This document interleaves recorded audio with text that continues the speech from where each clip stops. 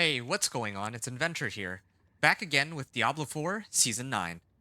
Here's my next 1 to 60 run, and it's with the Dance of Knives rogue, also known as DOK. This should be a fun one since DOK is one of my best builds for leveling, but it does fall off when it comes to pushing Torment 4. I am doing this run on the new season known as Sins of the Herodrum, centered around changes to Nightmare Dungeons. The devs added nightmare escalations, strong rooms, and introduced some herodic powers and jewels for this season too. I've already unlocked a lot of stuff on my previous characters, since I've already played the Companion Druid and the Whirlwind Barbarian and the Blizzard Sorcerer, and this is my fourth character for the season. So I think it would be a shame not to show them off, and as such, I'll use what I have available already while leveling, including powers, tempers, aspects, etc. I would prefer to simulate the 1 to 60 leveling process as closely as possible, but since progress is shared across all characters on an account, this just isn't feasible for me. So let's start. This time I am actually going to switch it up and do something other than Vessel of Hatred campaign as compared to my previous two characters, even though I think it's objectively the fastest way of single player leveling in the game. This is just more so for fun, I guess, and I think that most people would prefer to run Helltides rather than having to go through the campaign every time. It does get a little boring to have to repeat it over and over. So I'm going to start here. I'm starting on normal, and I'm going to switch the difficulty as I see fit. Hard, Expert, and Penitent do grant more monster XP, but the monsters in these tiers do quite a bit more damage, so I have to pay more attention to my survivability, especially if I'm farming Helltides. Alright, so just the preliminary stuff first. Remember to turn in whatever reward caches that you get as you go along, either via the season blessings or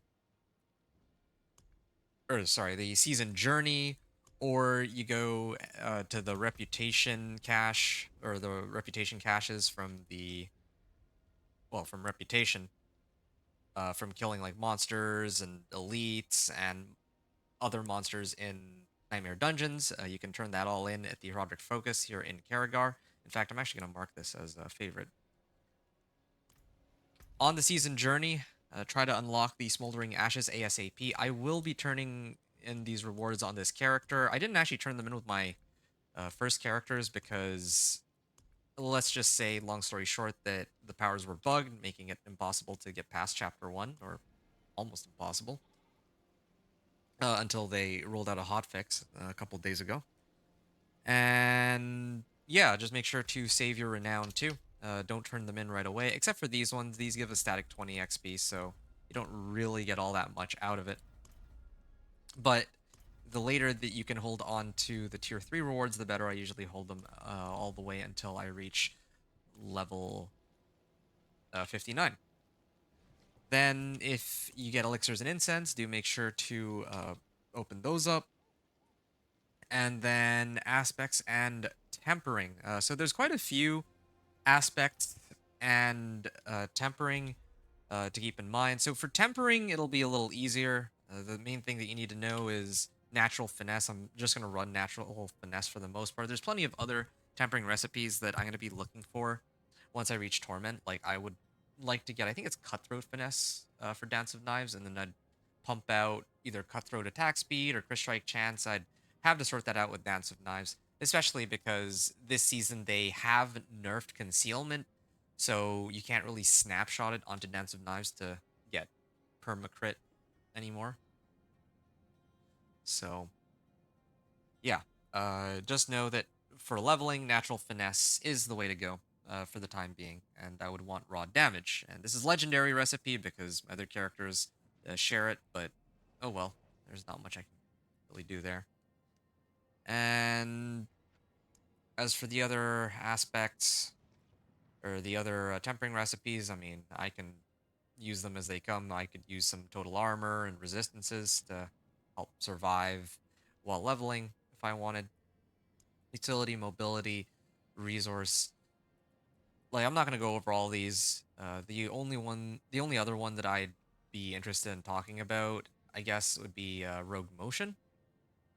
Uh, or rather, mobility tempers like natural motion, because I would want to reach 200% movement speed as quickly as I can, and natural motion would be the way to do that. And then finally, on weapon tempers, there's agile augments for chance of Dance of Knives to deal double damage. Of course, that's a tempering recipe I want, but I don't expect to get that until I reach Torment and start trying to open Whisper cash rewards to try to get any recipes I don't yet have. So that's for tempering. And then for aspects, ooh, there's a lot of aspects I could use. There's a lot of generic damage modifiers I can use that I already have unlocked for the time being. But later on, there's plenty of other aspects too that could be quite useful. Let me just try to see if I can kind of go through them one by one here. Oh yeah, Shadow Clone also got nerfed, so I had to adjust my build a little bit to account for that. Uh, Here we go. So Star Shards is a big one. Dance of Knives now consumes combo points, so that works hand in hand with Dance of Knives, of course. Most of these aspects that I'm going to be looking for will not be obtainable through running a Nightmare Dungeon, or, well, any dungeon, unfortunately. I'll probably have to get them as a drop. So it'll take a bit of time to work for it, but it we'll get there. I mean, my Dance of Knives is pretty fast at farming, so I mean that's one of the things that's really good for. Aspect of Stolen Vigor. This is for Cutthroat skills and Unstoppable. That, of course, works with Dance of Knives, which is a Cutthroat skill. I think this one, too, helps. Using a Subterfuge skill, so in this case, Concealment increases the damage of my next Agility skill, so Dance of Knives is also Agility, so it gets Synergy bonus. True Sight also helps, but Dance of Knives uses combo points. Well, I can't have both True Sight and the combo points part of Star Shards. I can only choose one or the other, I believe. But I still do get the first half of this aspect for Dance of Knives, which is great. Shadow Imbuement, Twisting Blades, Trap, Flurry. Oh yeah, Clandestine Aspect, that's another one. Increase damage to enemies who are chilled or frozen. Now that's actually a useful one for me later on too, because I'm going to be running Cold Imbuement when I get into Torment. While I'm leveling, I much prefer Shadow Imbuement because of the raw amount of AoE that it has.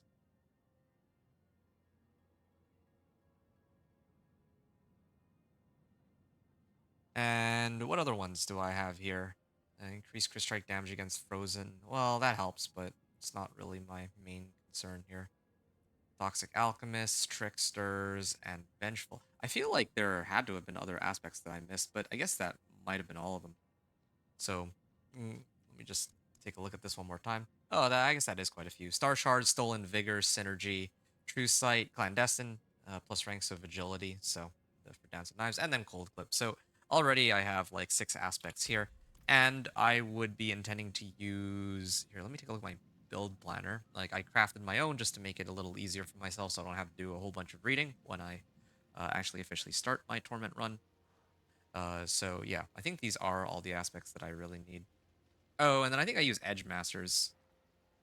I use Aspect of Elements, and surprisingly, I don't have Edge Masters on this. Well, I'll have to look into that later, but whatever. That's all the class-specific ones. So that's for aspects and tempering. I know that was quite a bit to take in. There's plenty of other aspects too that I could look out for mobility, defensive, and whatnot. Like I think another one too is where's the potions, or where's the potion one, or is it mobility? Might actually be mobility. Nebulous Bruise. Yeah, this is a really useful one. Wait, that can be used. Yeah, healing potions can be used at full life and grant movement speed for 3 seconds. Every 20 meters, I refill a healing potion, and that works hand in hand with a number of other passives that work with healing potions on the rogue.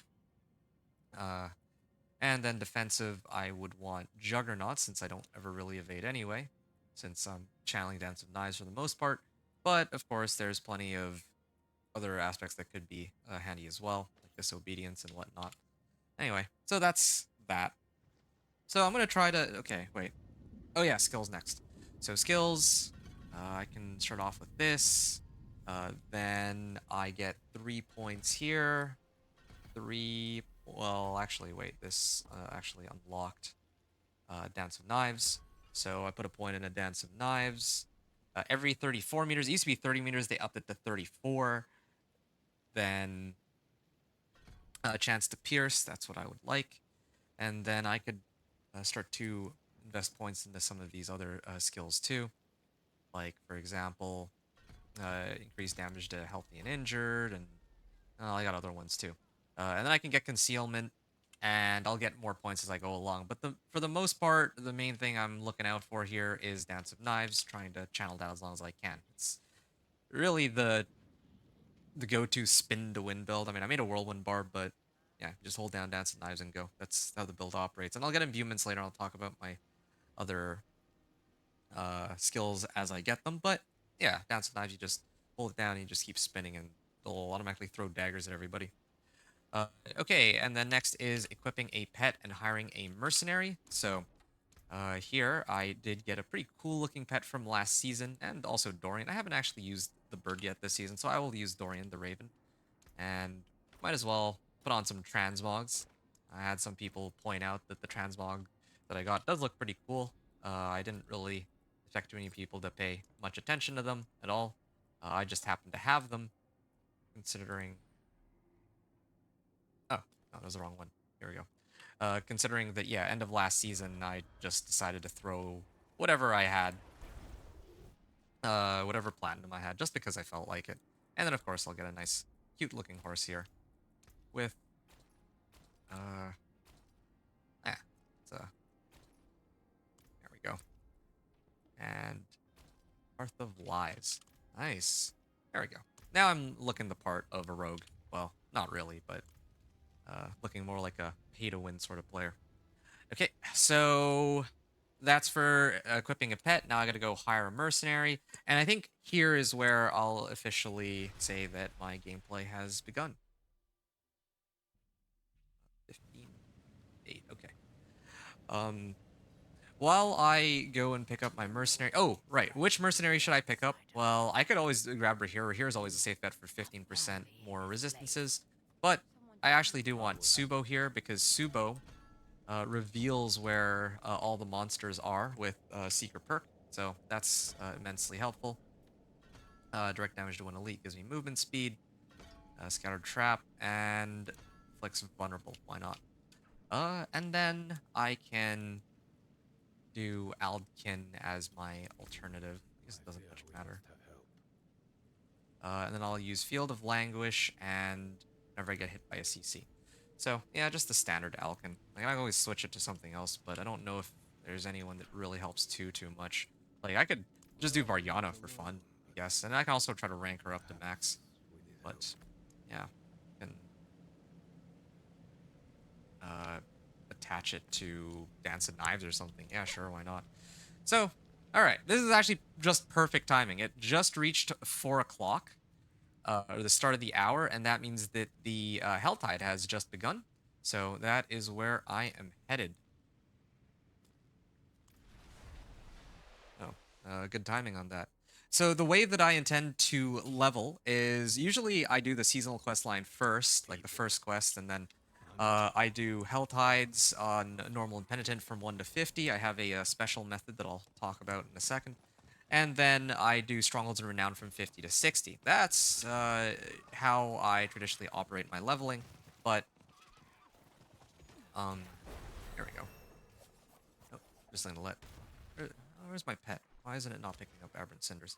Yeah, so, yeah, I just hold down my Dance of Knives, and then I let my Dance of Knives rogue do what it needs to do. And I can actually just talk while I play. That's one of the nice things about playing these sorts of builds that require as much effort to focus.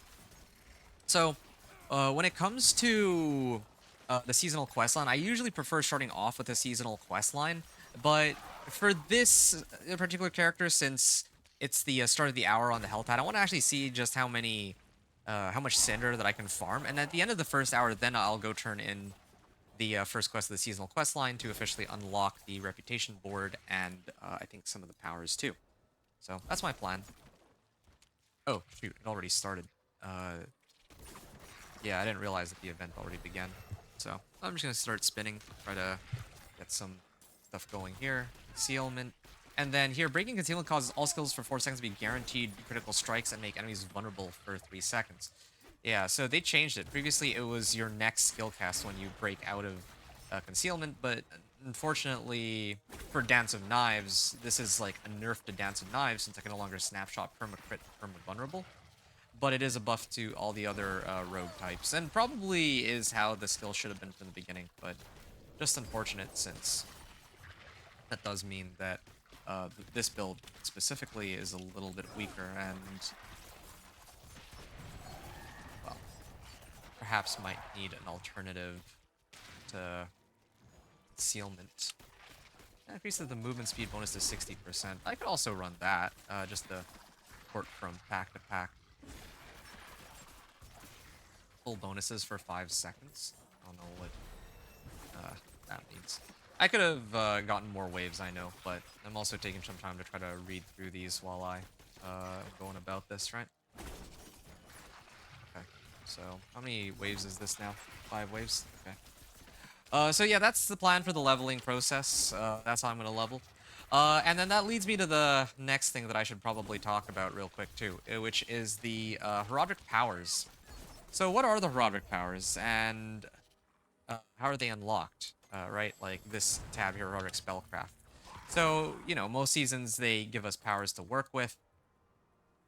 This season they have graced us with these heraldic powers, and the way it works is I would pick one of these skills. You can really choose any one. Let's try Disintegrate. I don't have that leveled up yet, so I'll do this one for fun. And then, second, I want to attach it to this as well. So, yeah, I put up Disintegrate, right? I need an infusion, so I can select, let's do Shadow Imbuement for now. Although later I'll probably run Glacial Nimbus when I do Cold Imbuement. So I have this imbuement, so now anytime I activate the skill that this is attached to, so in this case it's attached to Puncture, I need to hit something, I guess. Hold on. Now you see that there's this little beam, and then I can just kind of run around, and any monster that is between me and the Disintegrate beam, that little tether, will take a lot of damage. So that's how the powers work for the most part. I'll use it as a... Oh, okay. I'm gonna use it as an augment for my Dance of Knives. But the way that this is normally supposed to be unlocked is that I would do the first quest on the seasonal quest line. I'll take a bit of a creative liberty here, and like normally I would try to unlock this first just so I have access to the an extra source of damage for free, basically. But this is how I'll do it. I'm gonna use these powers. Oh, and one other thing. Um, I can also attach some other powers too, like let's say shifting powder. So now every time I activate this, I actually go super fast, right? And also allows me to blink. And what else do I have? Nightmare Orb. Um, yeah, Floaty Bulb allows me to teleport. I'll talk more about that one in a second. And then I think I want the one that applies vulnerable. Yeah, I think that's the main one that would give me more damage. There's also an execute, I guess. Yeah, could also do the one that executes, but it's okay. So now, do I have Shadow Imbuement yet? No, I don't. So I have to. Hold on. I'm trying to remember here. I'm gonna take this off and I'm gonna replace it. Oh, hold on. Oh, there's somebody else here. So I'm actually I changed my mind. Originally I was gonna do Disintegrate, but I remember now. I actually want to have some fun with this Cosmic Anomaly on this character.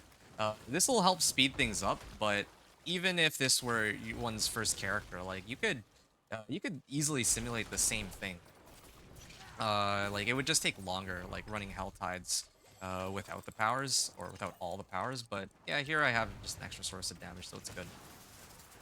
Okay, so I'm actually gonna play for real now, and wait, I can't, hold on. I guess I need to hit something. Wait, Shadow Imbuement. I actually guess I need to hit something in order for this to take effect. 1 second. I did not, or is it Forceful Arrow? Oh. Because I'm trying to teleport with Floaty Bauble, but I guess it's, not really letting me, unless I hit something. Fortunately, it's not like, yeah, like that. There we go. Yeah, I don't think I have a way to really spam that. I might have to get rid of Floaty Bauble. It only really works with the Sorcerer where I can, like, infinitely teleport. I'll just do Disintegrate then. I'll do Disintegrate with Dance of Knives and, Execute. Yeah, there we go. And movement speed. Alright, there. Sorry about that, folks. That was a bit too, that might have been a little bit much to sort out, but a lot of waiting, but I promise you that it is kind of important for me to know how I want my build to go for leveling in this case. I'm just gonna activate Shadow Imbuement. I don't know why. Oh, I need to recast my Dance of Knives. Okay, hold on a second. This should go here. There. So now anytime I trigger Shadow Imbuement, I can recast the Disintegrate beam. So there we go. So I have Shadow Imbuement, right? I have Shadow Imbuement, which is causing these explosions, and I have my regular damage. Unfortunately, I can't get from a crit, but that's okay. So yeah, that's pretty much all I gotta say for this Dance of Knives character for now. I can talk about some of the buffs and nerfs in a little bit, but I wanted to take a moment to talk to Lee. Lee, thank you for being patient in chat. Um, so earlier you were saying, hey man, new class today. Yeah, that's right. I'm starting off the Dance of Knives rogue, and I'm gonna try to reach Torment 4. Well, no, I'm gonna reach level 60 today, but I don't think I'm gonna have enough time, or quite enough time, to make it uh, all the way into Torment 4 with it, right? Like, I'll make it a Torment 1, but I won't make it a Torment 4. And that's because I realized that it's about time that I actually start putting together the build guides for the characters that I've already made it to Torment 4 on. Sans the Companion Druid. I already did a video on that one. But I mean, the Whirlwind Barbarian and the Wizard Sorcerer, I would like to do some videos for each of them. A build guide, and then maybe release it to the general public or something. Yeah, that would be nice. Yeah, I've just been having a lot of fun with this season, so I have been kind of putting off putting together the build guides, but I probably should, just to show people how it's done, and then from there I can actually play the characters and do other things with them. Like, for the Sorcerer, I wanted to make a Ball Lightning build next and do all that, so the sooner I can make the build guide, the sooner I can go and do that. Since then, people will have seen how my build works, and don't need to worry about it anymore. Okay. I need to keep remembering to recast my Shadow Imbuement whenever it's up, because my Shadow Imbuement, or that Disintegrate Beam, does give me movement speed. Although it might be better to put it on something with like a much lower cooldown, I think. I just don't know what I have that has like a much lower cooldown. Like, all of these have 13-second human or duration, or cooldown, I mean. So, Shadow Imbuement, I get 13-second cooldown and increased crit strike chance. Makes enemies vulnerable. Infected by Shadow Imbuement. Okay, so, yeah. At the very least, I can get vulnerable off of this. Even if I can't guarantee crit strikes from concealment anymore. So, that's how it goes. Now I can actually start working towards... oh, there's going to be a Legion event here, too. That might be good for me. Try to get like a better weapon or something. New class today. So I was waiting for you last night, man, for some boss fight. Sorry about that. Well, yeah. I started my stream a lot later than I would have was expecting to. Yeah, my apologies. Again, I was not. I had some things I needed to do in the morning, so I wasn't able to start my stream until just now, basically. So yeah. You got to Torment 3 now. Congratulations. That's great. I guess. Well, you had the GA Lightbringer. That's probably what sent you over, right?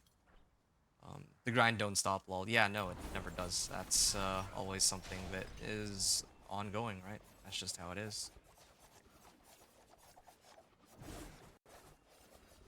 Oh, there's other people here too. I'm gonna get on my horse, I guess. I'll come back for this a little later. I'd like to do that Legion event because I'm sure I get some loot and run it with other people. But I got 7 minutes to gain some levels, maybe before I hit the Legion event. I'm already sitting on 250 cinders. I think I start off with 0, right? I know that it's like shared between accounts, but the way it works is a little weird.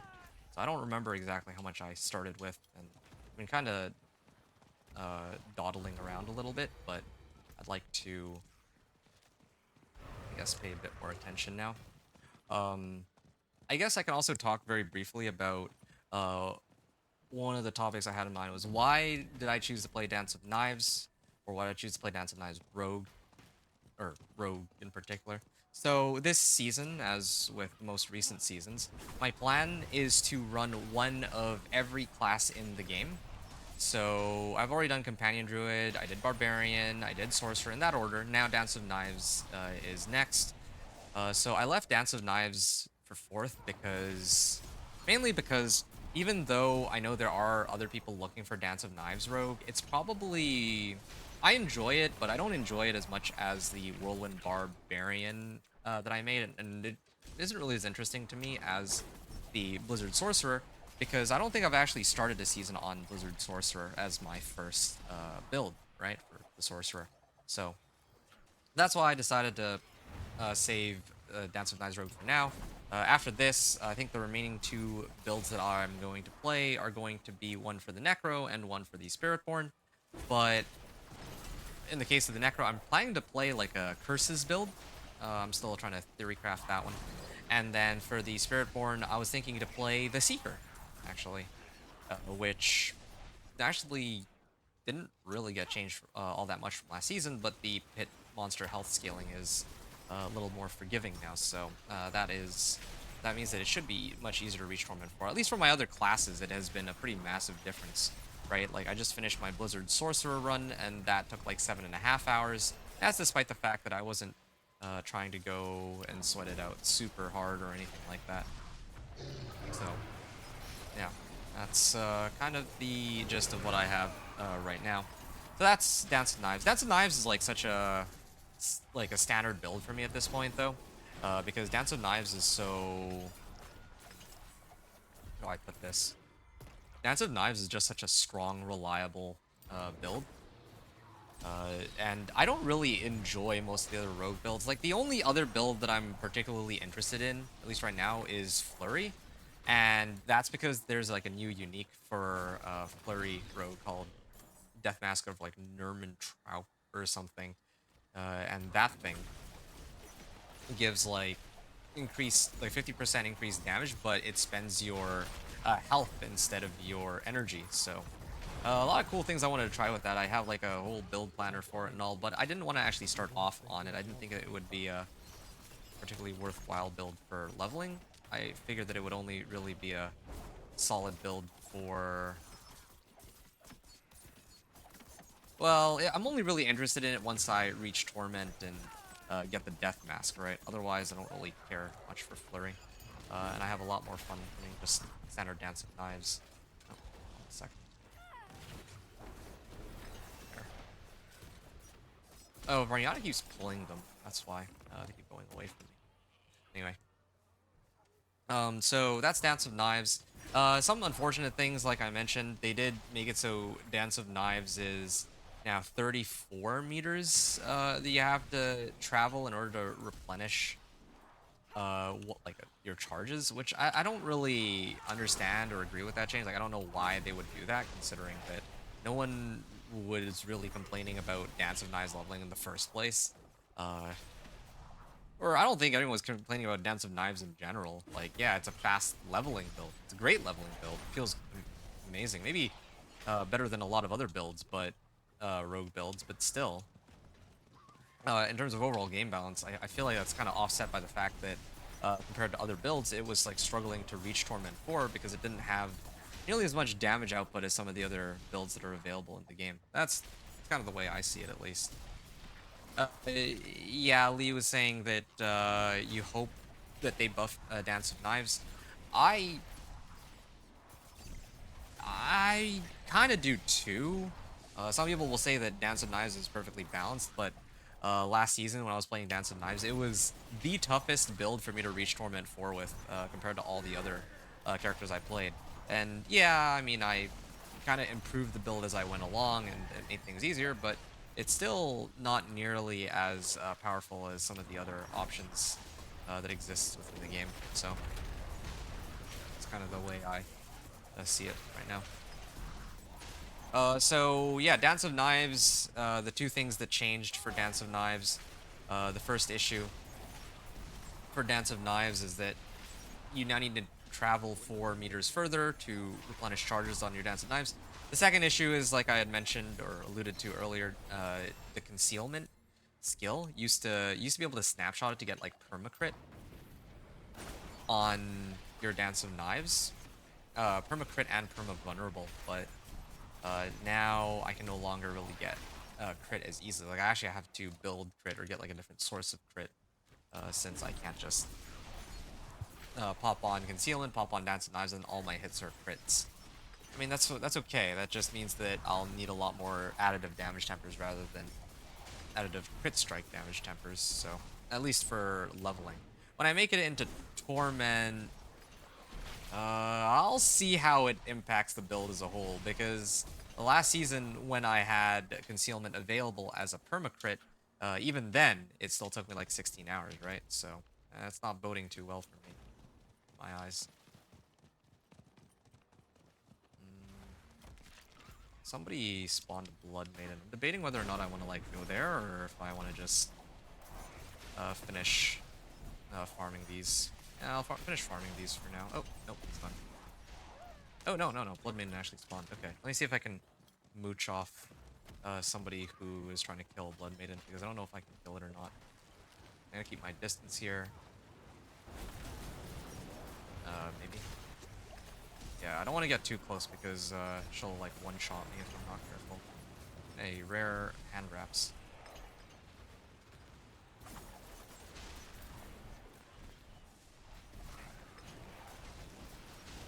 Trying to keep my distance here. Okay. We took out Blood Maiden. I actually got a legendary sword out of that. That's a nice little upgrade to what I'm currently wielding for sure.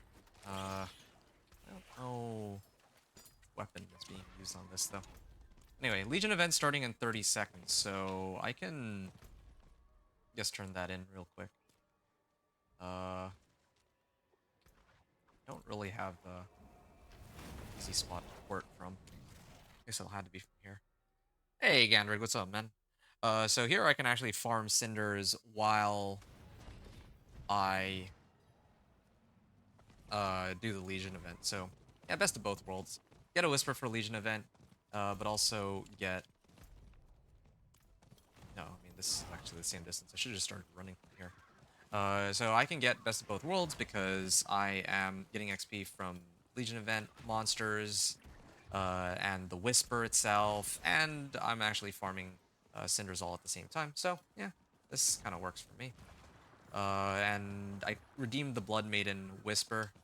Sometimes, well, usually when I do like a 1 to 60, I ignore Blood Maiden for the most part because I might not have enough hearts. And Blood Maiden can kill me and I can lose a good chunk of my cinders. And it takes like a while to kill her too. Just those issues, like all 3 of them. But this time around, I don't think I care. I'm just gonna go full force and see what I can pull off. And I don't know why the monsters are like not spawning over here. Okay, there we go. There's more people showing up. Yeah, I could really use like an elixir here. I have to go back to town in a second. It's usually like town is lava, the sort of deal, but I kind of want to get at least some sort of potions for some more XP. Anyway, what's up, Gandrid? Are you playing right now? What's the sitch for you?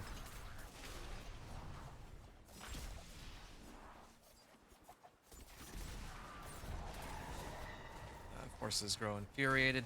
You know, I must admit though, I don't know if running a Legion event here is worth it, because if I took this time and I just ran Helltide instead, like where there's just like swaths of monsters in my way, I may have gotten more damage out of it. Not sure.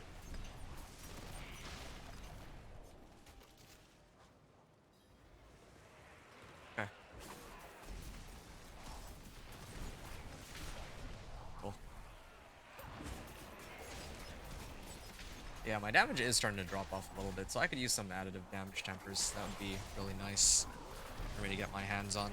And like I said, I have a ton of, like, I'm actually sick of having to keep track of how many, like, veiled crystals I have, how much gold I'm supposed to have, how many obols I have. That's why I was saying that I don't care. I'm just going to use everything at my disposal when I see fit.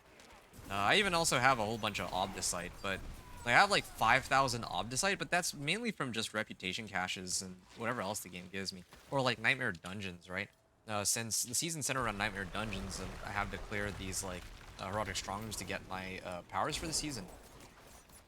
I did, as a byproduct of that, end up getting some powers too. Or I end up getting like Obdicite, so it's like impossible to avoid like everything. Like I have so much gold, so many obols, so many materials, like a good chunk of the aspects and powers. So I think I'm just gonna go full force this season, maybe from this season onward.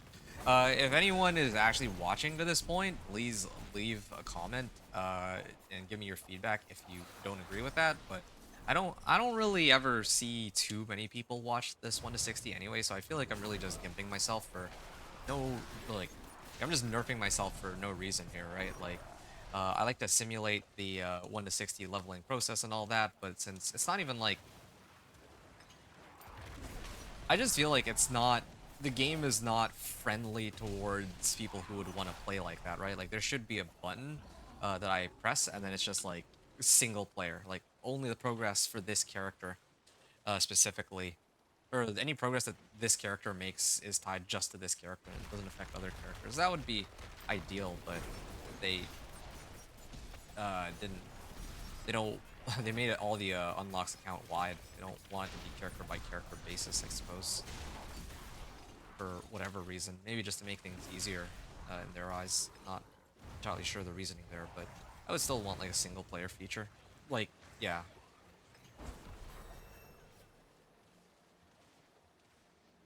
Doesn't have to be single player, like, oh, I don't encounter anyone else in the game. Just single player, like, I can't trade with anyone else, or the progress that I make on... Well, I don't know how that would work. All I know is it is annoying that I want to do, like, a run from scratch just to make it so that, like, oh, yeah, if somebody else were to make this character, that it would be something similar to what they've got, but that's kind of it's a bit of a tall order. Let's just put it like that.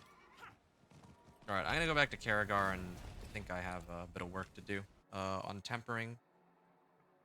I'll put on a whole bunch of aspects too. And I might even set it to hard mode or something. Okay. Let me do this real quickly. It is done. Collection of two-handers, yes.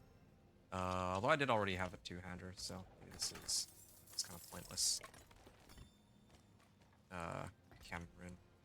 Alright.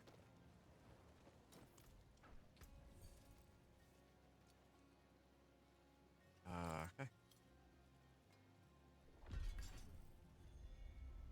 And I'm gonna salvage everything real quick. Yeah. Salvage all. Alright, now I can focus on tempering. Natural finesse would be nice. Ideally want damage, generic damage, but I might not get it on everything. Okay.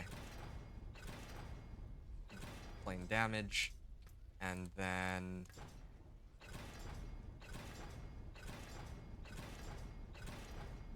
Okay, damage to crowd controlled, whatever. What can you do? Same thing here.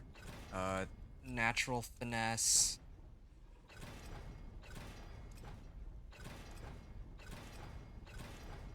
Okay, plain damage, that's good. Okay, now I'm just missing an amulet, but whatever.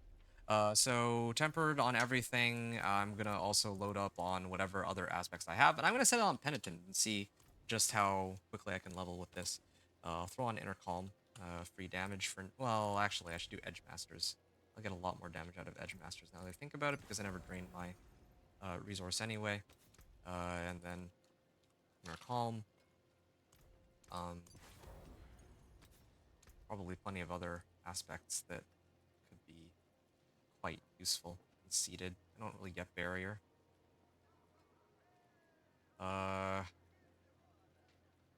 Maybe just those two alone would be sufficient. Respective elements. Impeccable. And what other one? I can just throw on retribution, I guess. Sure. If I had barrier, that'd be nice. But okay. So now I can probably set it to at least hard mode. My resistances aren't very good, so I might try to double socket this real quick. Add maybe some diamonds, just so I don't know. I guess that I'm not really getting any resistances out of it. I was really trying to kit my guy up so that I can handle like higher difficulty runs for the next 20 minutes, maybe even next couple hours, but I don't. Maybe this is a little bit too ambitious. I'll do 5. Should be fine. Sure. So 8%, or is that 5% more XP? I think it's 5% more XP. Then I can set it to. I'll set it to hard mode actually. Yeah, because if I set it to expert, I think the monsters actually might take a while to kill. There we go. So the remaining 30 minutes on the, or 20 minutes that I'm going to be farming cinders, the monsters will also themselves be a little easier to kill too. That's my plan here.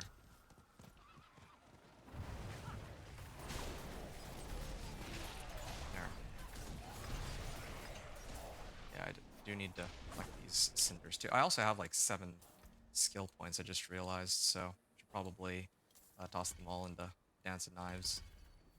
And sure. Impetus. After moving 15 meters. Okay, yeah, I got impetus. I don't even have an ultimate skill that I need to use, so this is just free damage. And again, this is where Subo really starts to shine, because I can actually see exactly where all the monsters are. So I know exactly which path I would want to take in this case. So, the run should go a little quicker in that regard. What is this one? Trying to see if I can get, like... Oh, Ultimate is a damage bar. Shadow clone. I wanted to like find something that I can throw on. Youth skills gain increased crit strike chance, increased damage to distant. Okay, there. Yeah, I'll grab that next. There is an event. I don't know if it's really worth it to run the event. During the PTR, my original plan for like the season, right, was to cycle between the nightmare or the see there's that event. On my mini-map. Well, I was gonna cycle between those events just so that I could get as much sigil powder as I could. That way I could unlock like Forgotten Wisdom Nightmare sigils. But then it turns out that they nerfed those sigils into the ground, so they're not actually all that worthwhile for leveling. Like you might get like 1 or 2 levels out of them, but it's not nearly as crazy as it used to be in the PTR, where I was getting like 5 levels per sigil when I was going from like 50 to 60. Kind of an unfortunate adjustment. I feel like they should have left it as is, but yeah, it's just not how they wanted to do things, unfortunately. So yeah, this is what's left. What build are you going with? Okay, yeah. Oh, yes, I'm leveling a rogue also. Ah, okay, nice. So we're fellow roguers, I guess. I started with Dance of Knives, but I switched to Flurry with Propulsion. Okay. How about you? Oh, you're asking Lee, because Lee's asking you what build you're going. Nice. Oh, I was reading chat. I didn't realize that I was actually pretty close to dying. Glad I have my pet to go pick all that up. Still working on your Pulverized Druid. You just got to Torment 3 with it yesterday. Ooh. Yeah, you had talked about that earlier, but I guess reiterating that for Gandrig. Yeah. He was waiting for me, but I was like so that we could do some boss runs together, so he got like a ancestral rotting lightbringer, but I wasn't able to play until now. So yeah, here I am. Better late than never, I suppose.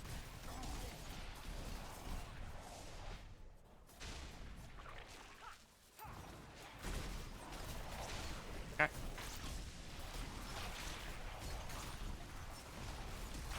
Yeah, I just want my key passive. I'm like so close to my key passive. Once I have my key passive, I get so much more movement speed. Um, so that should help tide me over. And I actually just realized I don't have any movement speed on my equipment. That's another issue too. I haven't been lucky with what boots I'm getting and all that.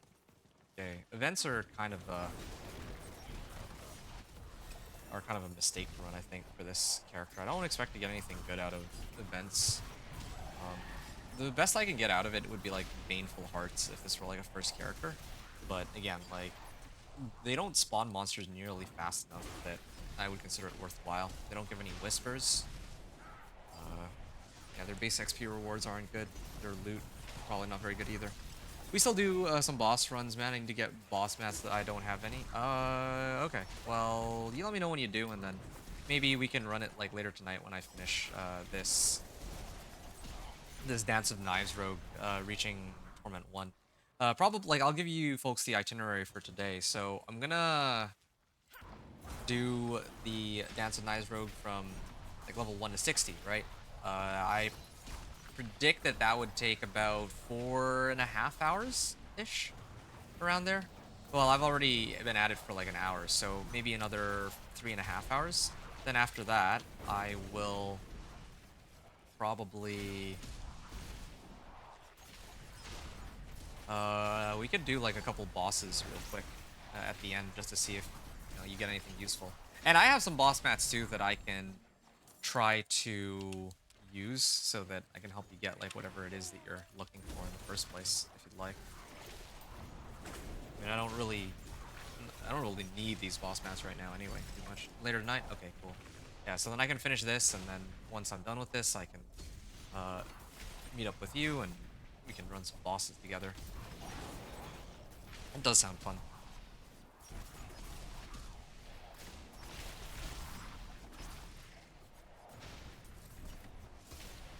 But then after that, like I said, I'm not going to do like a super long stream. I'm not going to push all the way until Torment 4 or anything like that, just because, well, for a number of reasons, but the main one is that, yeah, I would like to spend some time tonight working on the videos, like the build guides for the builds that I've already done, because those are kind of long overdue, I would say.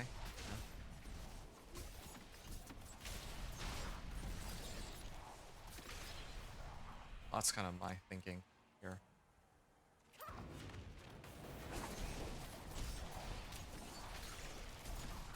Yeah, see, 867 cinders. I mean, it's because I have all the additive damage I need. The funny thing though is, even if I didn't have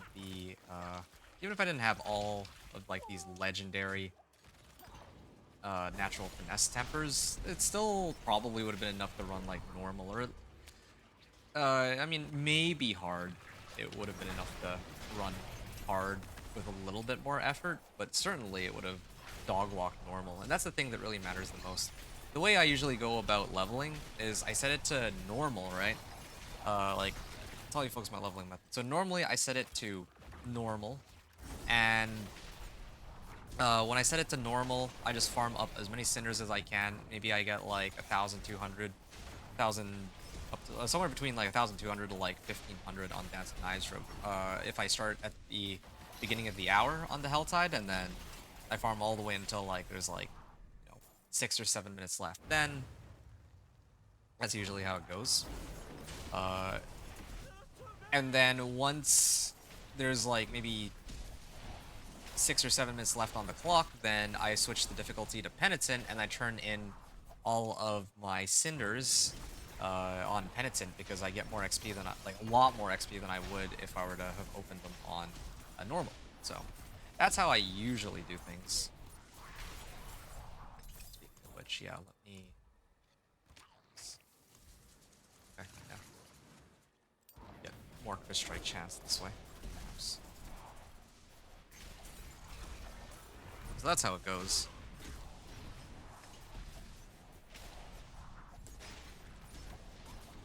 I do need more movement speed though. More movement speed would be really nice.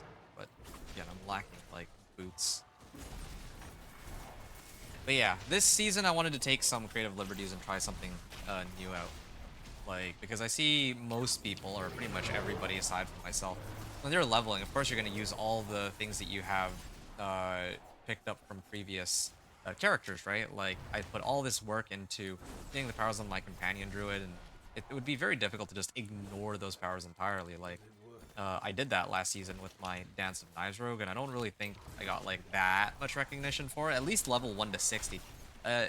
Torment 1 to 4 is another thing entirely. I do still intend to limit myself on the amount of Paragon boards I use, but leveling 1 to 60 is like... This is something for which it does feel like a bit of a disservice to ignore all the powers while leveling that like on a second character would make the run so much smoother, right? Like, and they're so cool too. What am I gonna do? Just not use them? And then like leveling is just like any other like Eternal Realm. Like, might as well just check out my Dance of Knives rogue from season 6. The leveling process would basically just be like that.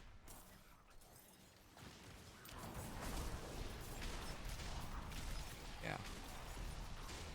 Anyway, just just chilling, talking train of thought here. Yeah, this is hard mode, and I feel like this is like the fastest I've ever really been able to like level. Oh, shoot, it's Hellborn. I don't really want to risk fighting a Hellborn though. To be honest, I don't. Maybe I can take him, but I don't think it's really worth the. The risk is just not worth the reward. Like, I don't expect that I'd be getting anything too crazy from Hellborn. Except for like cinders. Doesn't really give any XP. It's not tied to any whispers this time around. And if it was, then I would have already gotten it by now. Actually, yeah, no, it's definitely not. I remember because there's like a whisper for opening chests. I do kind of wonder if this build would have enough damage for expert or penitent. It might actually, but I don't really want to switch difficulties or keep switching difficulties just to find out. I mean, I'm already getting 75% more XP than usual from the monsters I'm killing, so yeah, it's pretty good with my amped up equipment. Yeah. Well, I stand by what I said. If you're a fresh, brand new character, then yeah, just set it on normal. You don't like if you don't have like any like legendary tampering recipes. That's fine. It might take like a little bit longer or whatnot, but if you're adamant about not wanting to run like Vessel of Hatred campaign, like kind of like I am, like honestly, it does get pretty boring to just always run Vessel of Hatred campaign. Then yeah, the alternative leveling method would be to run Helltides. I mean, there's like plenty of other ways to do it too. Like you could also spam whispers and all that, but not like it. I don't think I've been able to come up with a way to make like whisper leveling on par with what I do in these Helltides, where I just trade everything in. Farm up a whole bunch of cinders on normal or hard, and then turn them all in on penitent. Yeah. Okay. Almost at like 1,250 cinders. Like, I stand by what I said that if I really wanted to, I could probably push like 1,500 or something. But I did take some time to chill in town and switch the difficulty and all that, so that's where part of the difficulty lies.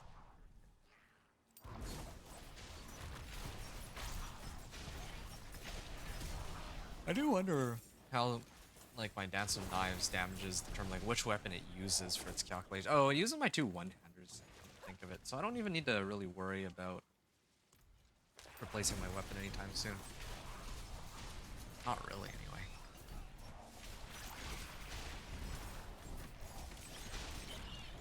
Level 22 already, wow. Yeah, usually when I do this on my Dance of Knives rogues in the past, at this point I would be like level like 18 or 19. Yeah, having the extra 75% XP does really help. Maybe even the elixir to some degree too also helps.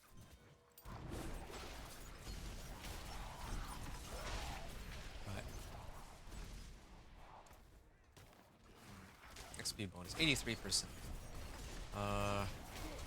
Guess that sort of makes sense because I'm getting 5% from the elixir and an additional 75% from hard mode, and I guess it's like multiplicative with each other. I don't think they're additive anymore. Is what it seems like, at least. Yeah, it used to be additive. I guess they changed it to make it feel more impactful, which I think is a good change, considering how long it takes to get the Paragon 300 anyway.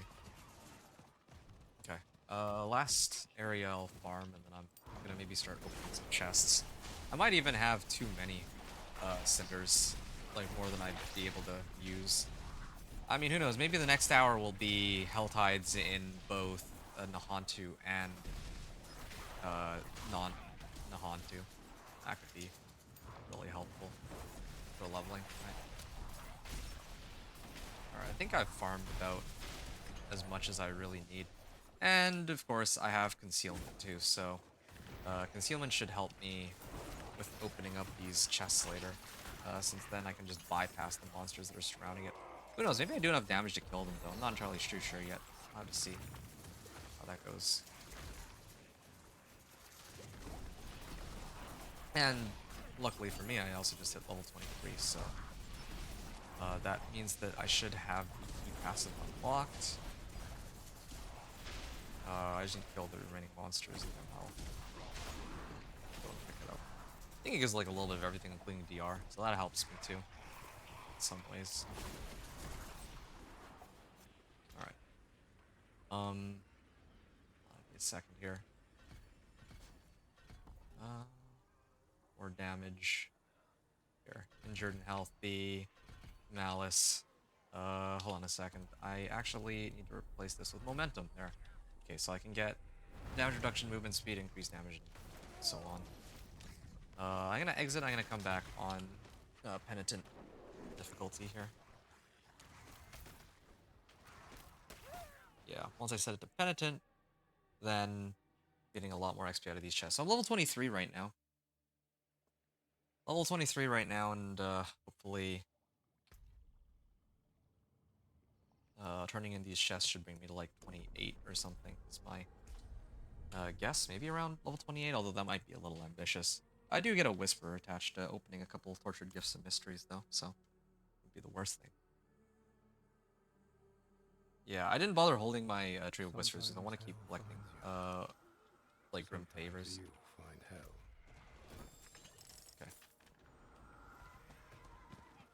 I'm gonna going here. Oh, there. +1 to agility skills and movement speed. Wow, that's like a best case scenario on my rare boots. Do they would just let me open this real quick. It's fine. Do I still do enough damage to... Oh, I actually do so much damage on Penitent that I can still kill everything. Although I guess part of the issue here is that...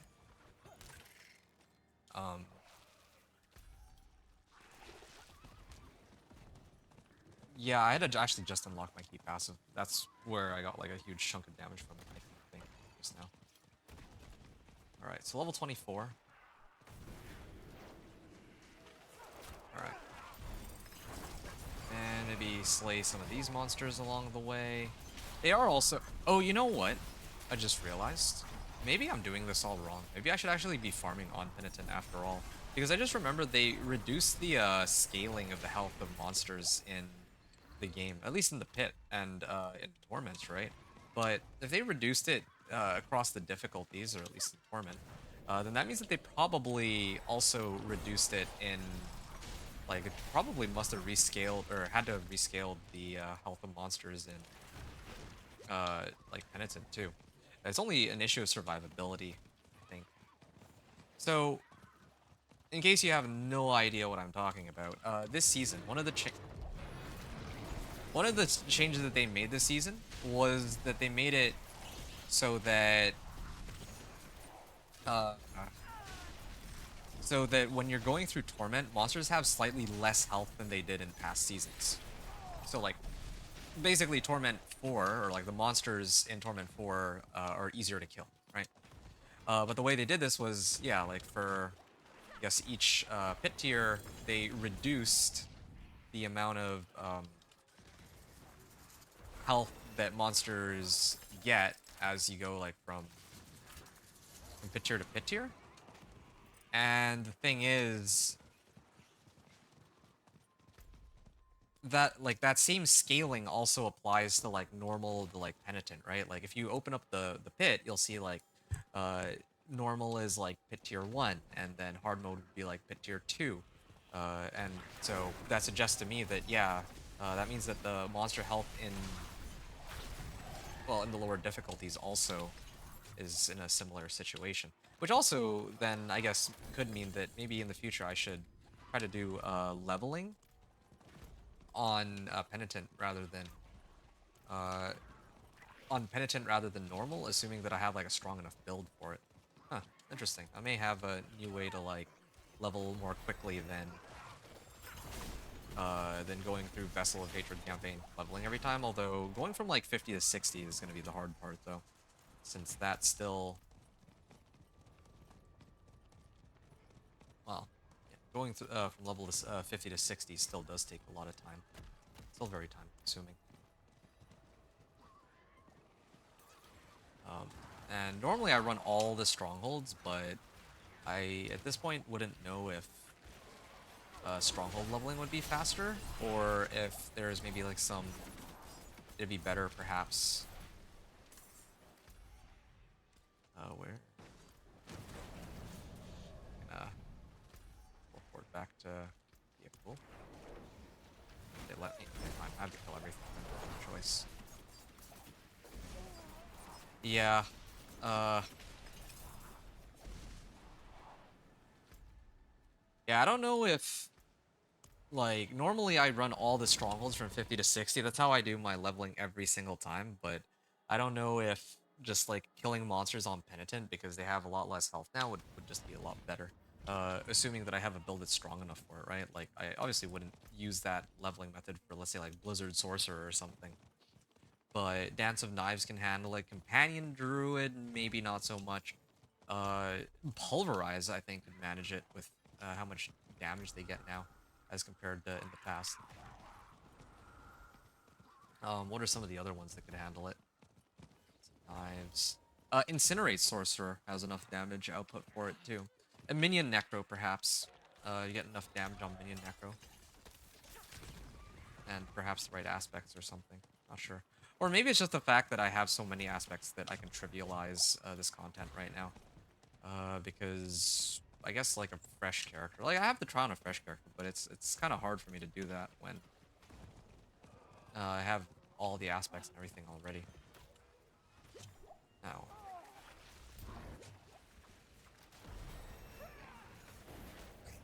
Alright, maybe they'll leave me alone because I've activated concealment. Maybe I should have gotten the one for stealth. Oh, whoa, whoa, whoa. Let me get back on my horse here. And there's like 2 more down this way. And of course that. And I also have these powers too. The other thing too is I could like throw on one of the powers that's already like rank 20.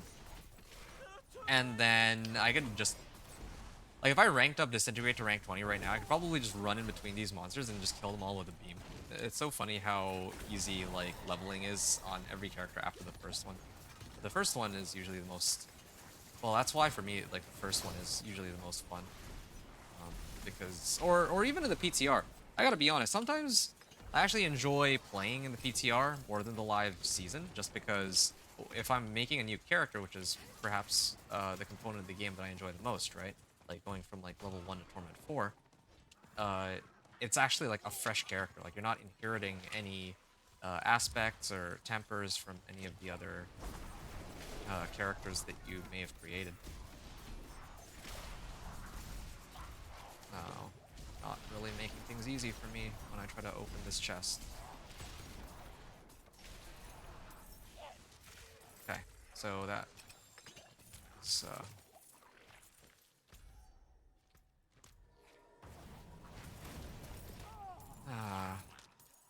oh, it's this guy.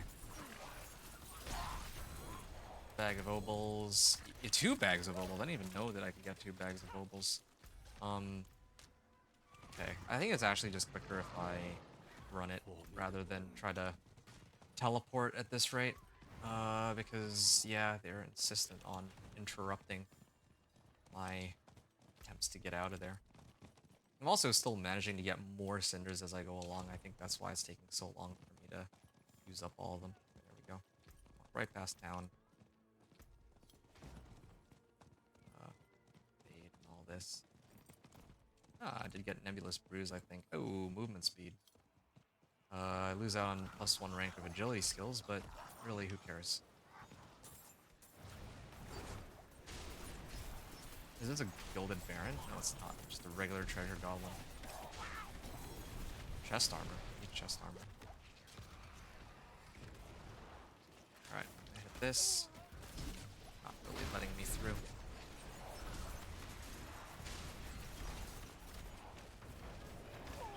Come on. There's just too many monsters. Even when I kill the monsters, they spawn new monsters. If I were playing Sorcerer, I could just Flame Shield and ignore. Here I have Concealment. I was planning to rely on Concealment, but they haven't really made it very... Even when I have Concealment up, they still can hit me in some cases. Alright. Sure. Get rid of the... Ooh. Get out of here. Okay, and then there's still another region where there's chests available, right? I'm lucky that there's 3 of them. Otherwise, I would have had more cinders than I could have used up in this region. Luckily, no conduit shrine either.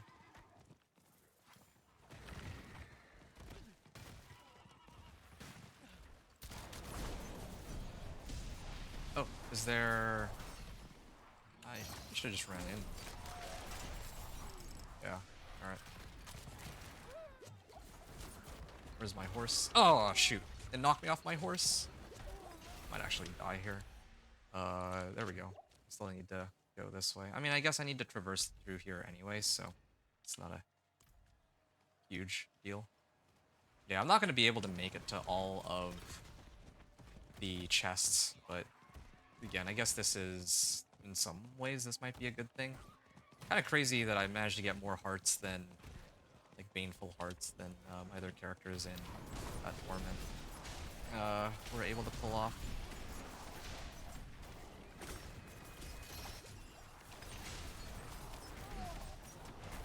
Yeah, there's just too many monsters. And they're actually getting tankier too, because my level is actually scaling. Oh, good. 188. Do I have any more chests? There's like 2 more. If I had like another minute or 2, I might have been able to, but I think for me the main priority now should be on exiting out of the... No, I guess not. I can't do that. I want to get out of here before the... I don't think I'm going to make it, though. No, I don't think they're going to let me. They're just going to keep interrupting my attempt to portal out. So I lose out on, I think, all my cinders there. That's too bad. I mean, I guess I lost out on 2 chests worth. It's not terrible, I suppose. Okay, so level 31 right now. I think I'm going to go back to Karagar and just try to do the seasonal quest line while I wait for the new... for the next Helltide or Helltides to show up. Helltides would be pretty nuts, though. I think I'll actually start salvaging rares, too. Keep only legendaries from here on out. Okay, armor, and shrouding. No, I don't need that one, actually. Okay, so here's for armor, and... Yeah, I mean, this is a better ring than what I had before, but I don't know if I care too much. Damage, damage, damage, damage. Damage to crowd controlled. I don't have a better weapon, sadly. And then, I don't know, maybe throw in conceded. Throw in conceded. Do I have any sort of, like, execute? Guess not. But whatever. Natural finesse. Okay. Yep. Salvage all. What's still got some I good in don't it? have a good enough amulet yet. Shame that. There, good enough. Go one more? Movement All speed. finished, are you? Oh, yeah, that's what I need. Movement speed. I don't know. What's another aspect I can use? Must have salvaged something that's usable, right? Well, monsters are unstoppable? Sure. Doesn't matter. And then temper movement speed on this.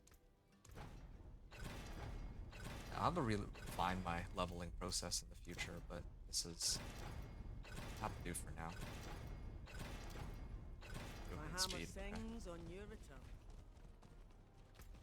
Oh, yeah, I'm already here. I can talk to... Okay, yeah, I actually need to run the first quest. Just want to double check that. Meet Briona at Firebreak Manor. So while I'm doing that, I can actually toss in the remaining points I'm missing here. Increase health. 1, 2, 3, 2, and I think one more point here. Yeah. I'm pretty sure I need all of these. Like, I was like going through the build planner, much earlier, and these are where the points are going. Druid pulverized. Some Go. sorry soul. Druid pulverized a 10 build this season. I don't know what you mean by that. Oh, you mean like leveling, like to like 60? I'm watching guy play with Dance of Knives. He got to Torment 3 with it, but is good for him to speed farm here. Oh yeah, no, I have zero doubt in my mind that it'll be great for speed farming, but that's not what I am like that I care about in this case. I'm Another survivor. mostly just concerned about whether or not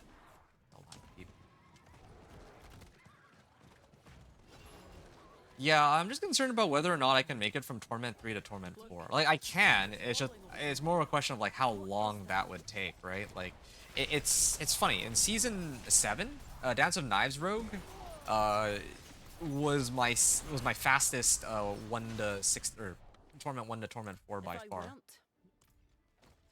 Oh, there. Speak with Briona. Not entirely sure. There. Okay.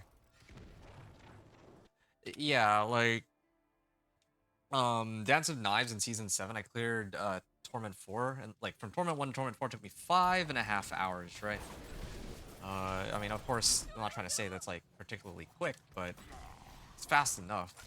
But then on the flip side, when I played Dance of Knives Rogue last season, it took me like 16 hours, and that was like longer than any of my other characters to date. So it would be nice if it's like somewhere in between where it's not like too slow, but yeah, I don't mind it not being too fast either, really.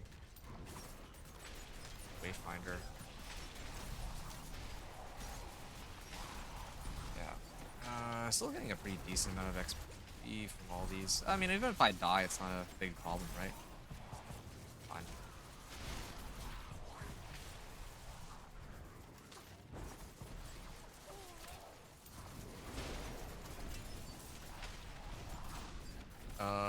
Archdemon. I think it's this one, isn't it? No, I thought that was the one that drops the thing I'm looking for, but maybe not. Man, I can't wait to do Rogue next. Yeah, for sure.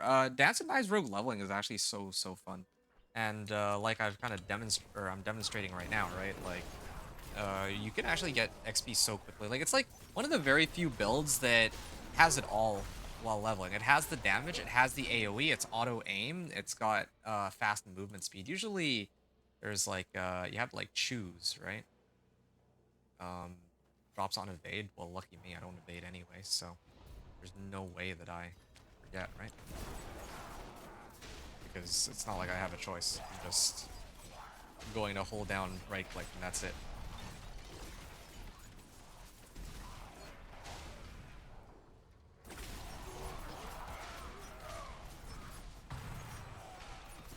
Yeah. Kinda gonna be behind on the Helltide by about 5 minutes, but it's fine. 27 attunement.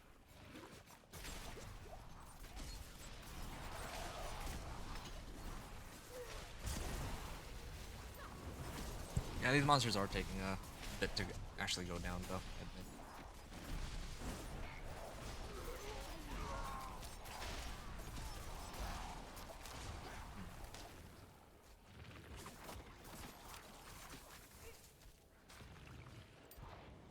this is where the monsters do start to become quite a bit tankier, though, I feel like.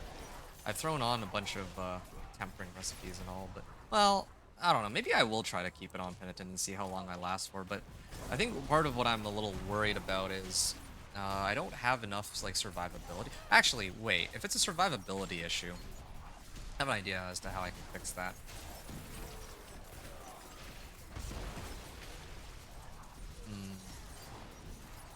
I could just temper all the... Yeah, I could just start tempering onto my gear.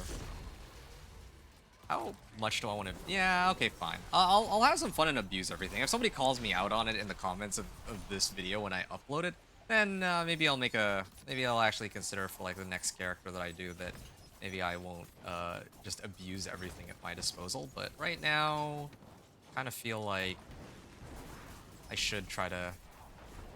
I want to try something a little different on this and try to run out of Penitent, see how fast I can go. Might actually give me a way to... Like, because there's so many people now who are making, like, their second characters and all, and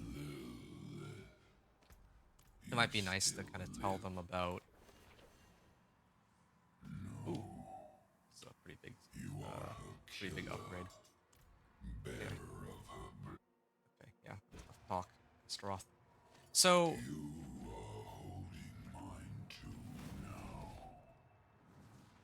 Uh, yeah, like, 175% extra XP on Penitent, right? So I'm gonna be getting XP a lot more quickly than usual, but yeah, gonna have fun with it for once. So that's why the demon swarm.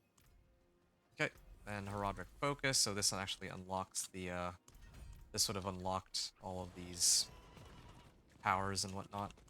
And as for the rest of my gear, I think it's about time. I'm gonna put this on, and I'm gonna put this on. Big upgrades to my current weapons and their damage. Even if it means that I don't roll the right temper, still... Oh, okay, well I did get the right tempers, lucky me. And speaking of the right tempers, I'll also do the same here. Surprised I haven't already. Damage to close, okay, that's totally okay too. Dex and total armor, I can salvage all magics and rares, and these two, and a few simple items to help me on my way. Oh yeah, right, this is for elixirs. I can actually put that on. There was something else I was supposed to do. Whenever I cast a trap or drop grenades, maybe put on mobility aspect. Well,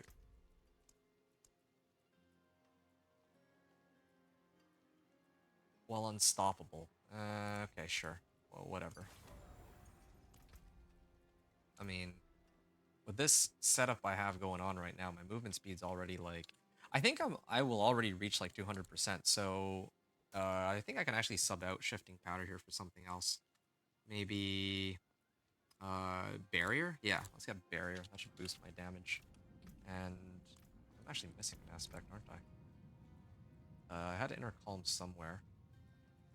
I thought I put just some random aspect like Retribution. Don't I have here? Oh. Accelerating. Already have most of these. Exploiters, sure. So now that I have all that, I can temper... Okay, here's what I'm gonna temper, okay? Originally, I was thinking, why don't I just temper natural resistance and then just max out my resistances? But I actually have something even better. So my life right now is 117, okay? But if I do this, this is actually the best available temper. Okay, there. My life is now 200. Now let me try this one. I don't ever really do this, right? Because usually I'm trying to do the run without cheesing it in this way, but I mean, like I said, for once I'll try to have fun with it and see if anyone complains. If people complain, then I'll maybe do something about it, but otherwise, yeah. So now I have almost 500 life. Now I should be able to handle, well, all of it really. Come on. Okay, now I can... So this thing. There. I actually got a level up off that too. So the Roderick, like the quest line actually does scale with my level. So if I run more of the of these missions, then yeah, you get even more. Uh, more XP. Like, I might actually be able to reach like level 60 like this. With this, oh yeah. Okay, I've upgraded all my equipment, so now I should be able to dog walk everything. Yep. Looks like that is the case. Except I don't know where my barrier. There's my barrier. Does it only last like? It doesn't really seem to last that long, huh? Ow.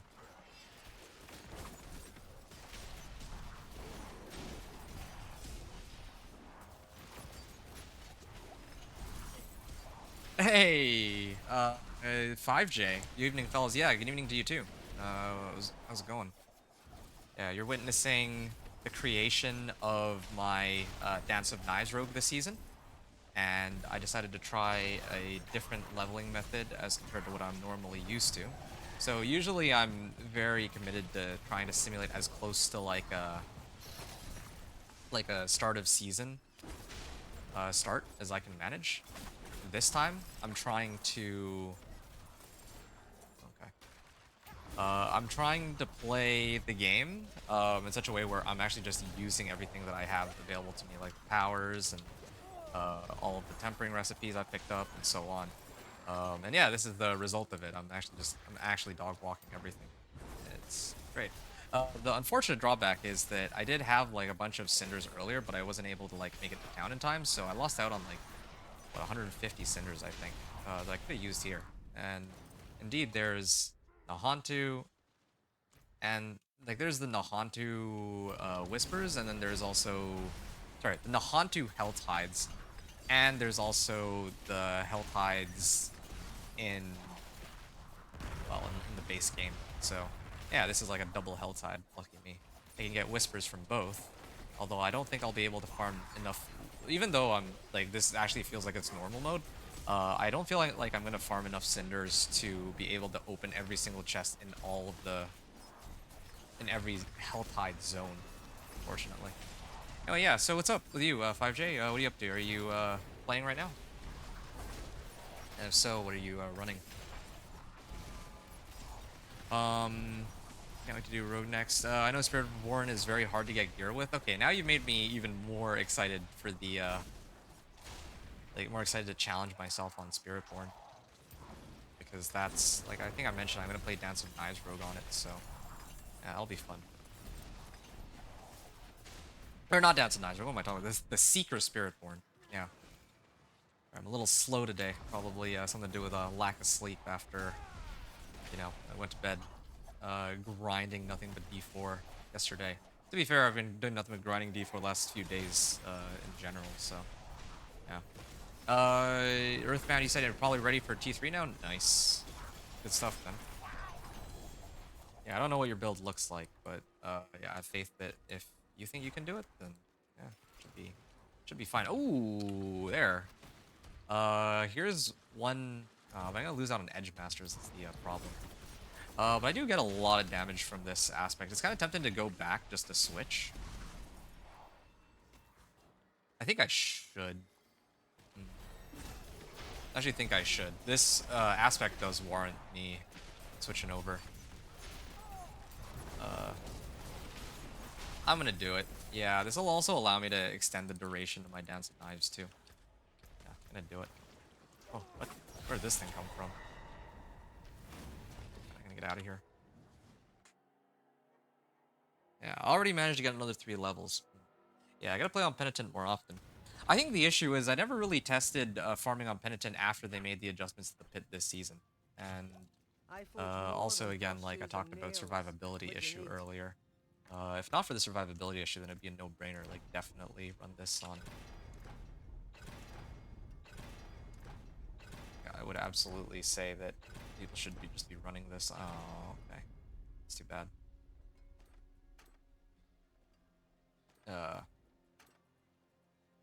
Yeah. Okay, raw damage, nice. I was trying to say, like, yeah, people should just run it on Penitent, everything on Penitent, since, you know, like why not, right? But Greetings. here it looks like I'll keep my forge hot. the amount of Return soon. damage I do is like more than enough, but I'm still struggling to stay alive. That's the main problem here. Okay, knives from Dance of Knives have a 50% chance to shatter on hit. So here's what I'm gonna do. I'll put Dance of Knives on this one because the roll will be higher, and then I can put Conceited here, and then I'll put Edge Masters here. So again, it's kind of a pain to have to keep coming back to town, but that's how it is, I guess. And probably even get some points into these. What's next? Ignore the evasion. There's probably some other things that I can throw points into, but I'll do this one for now. Oh, and one other thing. I should actually do combo points in this case. Yeah, that's the whole reason I switched over to this aspect. Now I don't have to worry as much about running out of charges for Dance of Knives. So, yeah.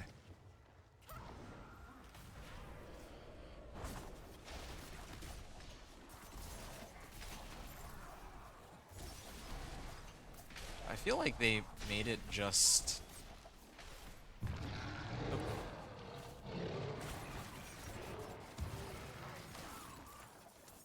Nightmare Sigil that I don't need.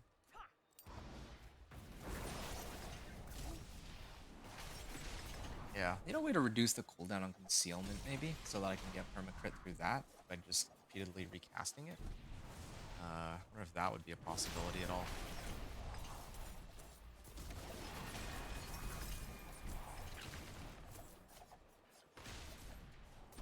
Dance of Knives.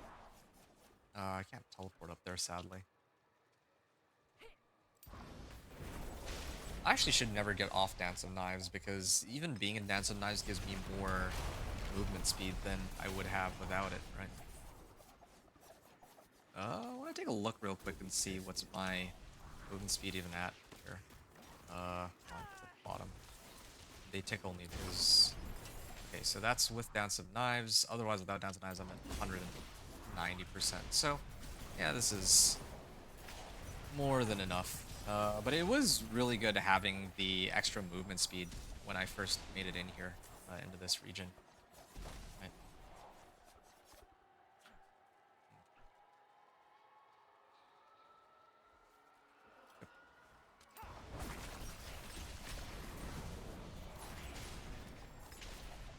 Helltide Harbinger. Do I care to kill these Harbingers? Do I get anything valuable out of them, I wonder?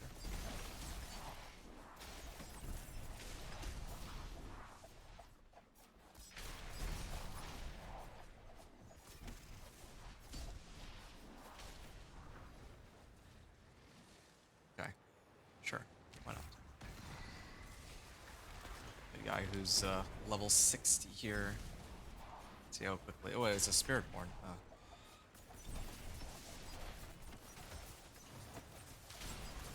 Well, actually, this is not a Blood Maiden. Why am I so scared? I actually have like 500 life too, so I'm pretty much unkillable, I think. Yeah, don't really see how they'd be able to kill me at this point.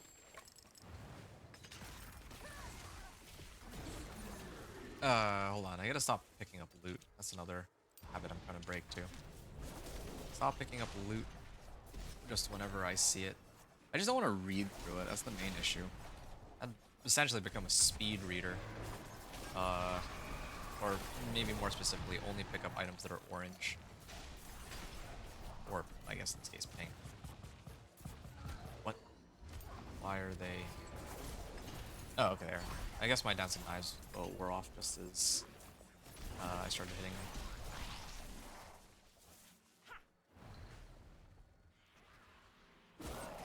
I like how I'm still able to almost... I'll do so much damage even though there's like another player in the area.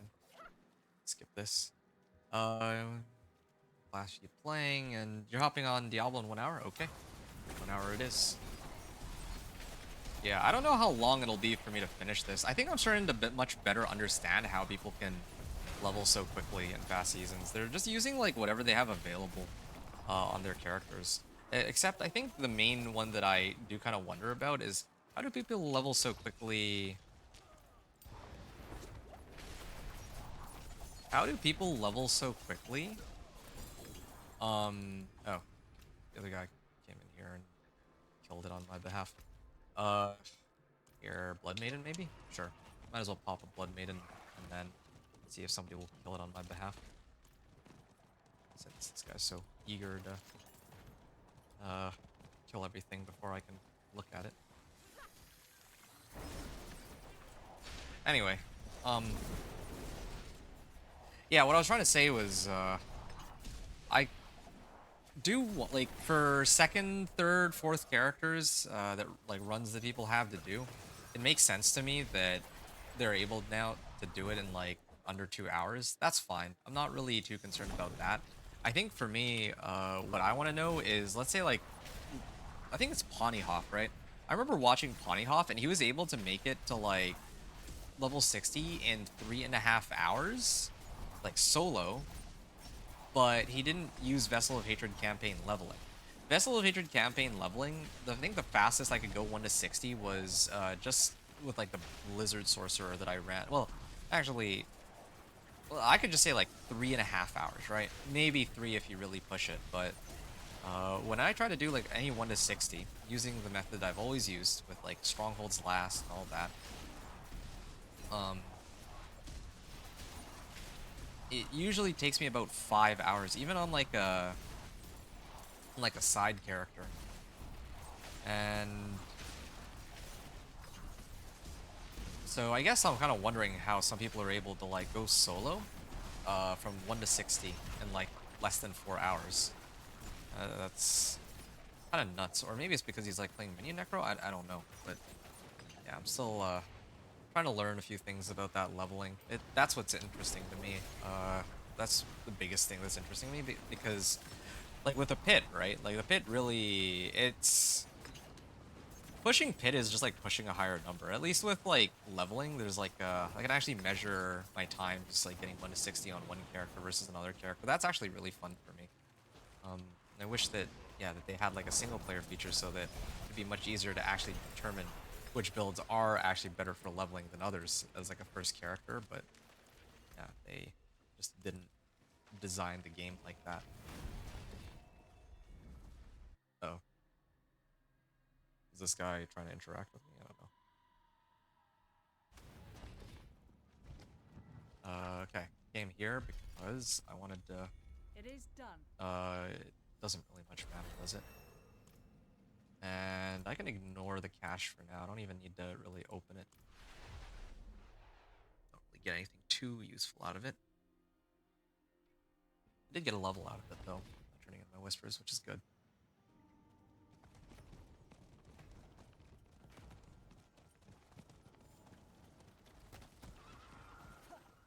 Ritual site.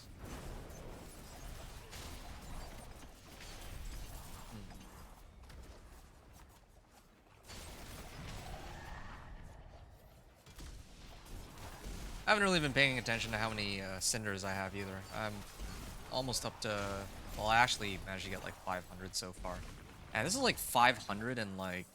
No, I came in here at like 50 minutes left, so that was in like 15 minutes. I managed to farm 500. Wouldn't have made it without you. Yeah. If I were here from the very beginning, then yeah, I could probably farm up 1,500. I'd like to actually be able to get 1,500 cinders, although I don't... There are some Helltide... there's some Helltide occurrences where I don't even think I could turn in 1,500 cinders worth of tortured gifts. So I think there needs to be a bit of a balance, I guess, in that regard. How much you get there. Lee, you're saying I can't wait. We play, man. Do some boss fights. Yeah, that's that'd be exciting. But I think you yourself said that you don't have too many boss mats, right? Like, what are you even looking for your boss mats anyway? You have to ask. What do you even need? Where's my pet here?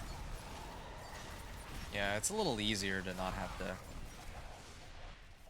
interrupt Dance of Knives now that I have this aspect, it feels like. But the other thing that kind of gets me is these combo points. I don't know. I don't like the combo point system. It's like right here, right? I have 0 out of 3 combo. Oh, your basic skill now generate combo points. Okay, so 3 combo points. And oh, okay, I see. So I need to actually hit something 3 times. Then I have more charges on my Dance of Knives. But it's actually quite rare that I run out to begin with. So I don't actually really need a reset on it that much. But the fact that it spews out those little star shards is quite helpful. Have you run your tribute of Titans for boss mats? That's a good question, actually. Yeah, I mean, I'm sitting like on a whole bunch of tributes myself, and I haven't gotten around to using them because all my characters made it in the Torment 4 without me needing to really interfere too much with them.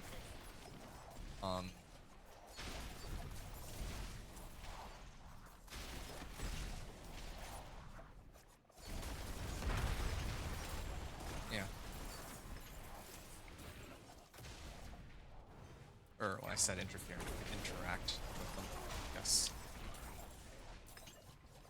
Okay, what are the other whispers here? Wait, did they time out? Oh, they timed out. Oh, I didn't realize. I wasn't paying attention. Ah, that's too bad. Should have done these ones first then. I missed out on some whispers, but it's okay.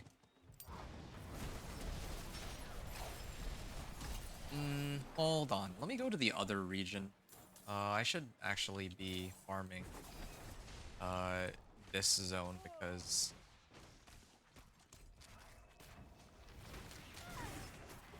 okay. Yeah, I just realized that it might be better for me to collect the cinders there, just so that, well, I can actually clear the whispers on those. 7 minutes.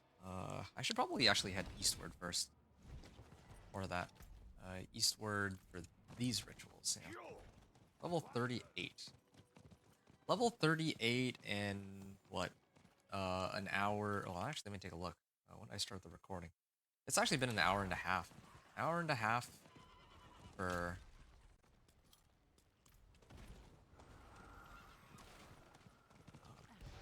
an hour and a half for like level 38. I don't know if I make nearly that much progress in Vessel of Hatred campaign leveling. Maybe, okay, I think I figured it out.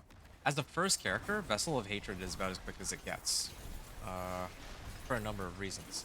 But once you make it into... Like, once you actually finish your first character, and you have all these, like, tempers and whatnot, then yeah, set it to Penitent and just run Helltide. Or set it on normal first, so that you can get to, like, level 15 as quickly as you can. And once you actually start getting rares, then just set it to Penitent and just run with it. Kind of gets me thinking, like, what's the fastest way to get to from 1 to 15? Would be Forgotten Wisdom sigils? Maybe, I think it would be. But then the problem becomes you might not have limited amounts of Forgotten Wisdom Nightmare sigils. I don't know. There's a lot to think about. Yeah, maybe Forgotten Wisdom Nightmare sigils actually do have a use if you're starting out, but you can't really craft those right away. Lee, you said you're looking for Tybalt's Pants, Insatiable Fury, Vasili's Prayer, MGA. I think I might have a GA Ancestral Fury, or Insatiable Fury. I don't know if I have any of the other ones, though. I have Vasili's Prayer, but it's not Ancestral. I think I have a spare Tybalt's, but that one also was not Ancestral, if I remember correctly. Yeah, maybe the other problem here is I should actually be hitting these chests while I find, like, as I find them, rather than opening them all at once. Because then I don't have the backtracking, I can just focus on killing monsters. I think that's how I'll adjust my leveling method for the future. And in fact, it kind of makes me regret not, like, using, like, a different character to run Helltides first to test it. But, oh well, it's okay. It's fine. I mean, I need to get the Dance of Knives rogue video out sooner or later. And I actually really like counting up how many cinders I get by the end of the hour. So, I mean, there's, like, some upsides to playing it like this, but still. Now I know for the future. I feel like a whole tornado that's just going around, crushing everything.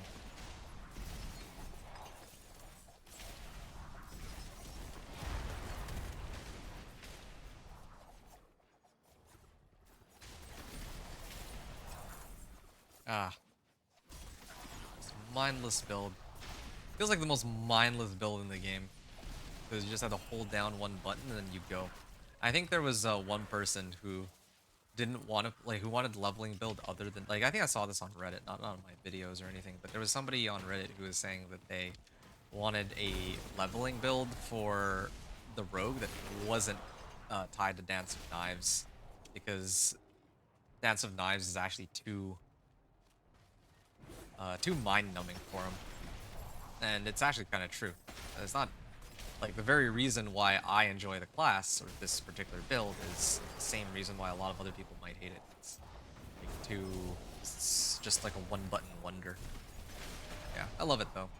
I haven't ever actually run this build with controller, but I feel like it could be a lot of fun with controller. Because then you don't have to actually aim at anything yourself.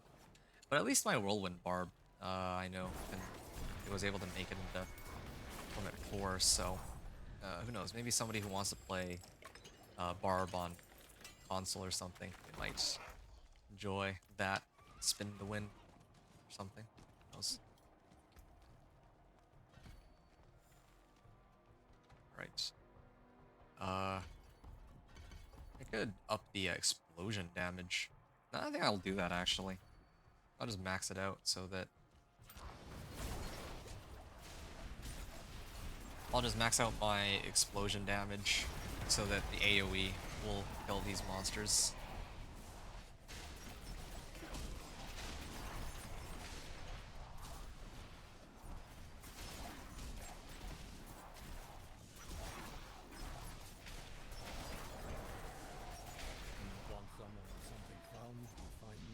I'm actually, oh, that was the other thing I wanted to mention. I'm still really disappointed that they removed Siphoning Gizmo.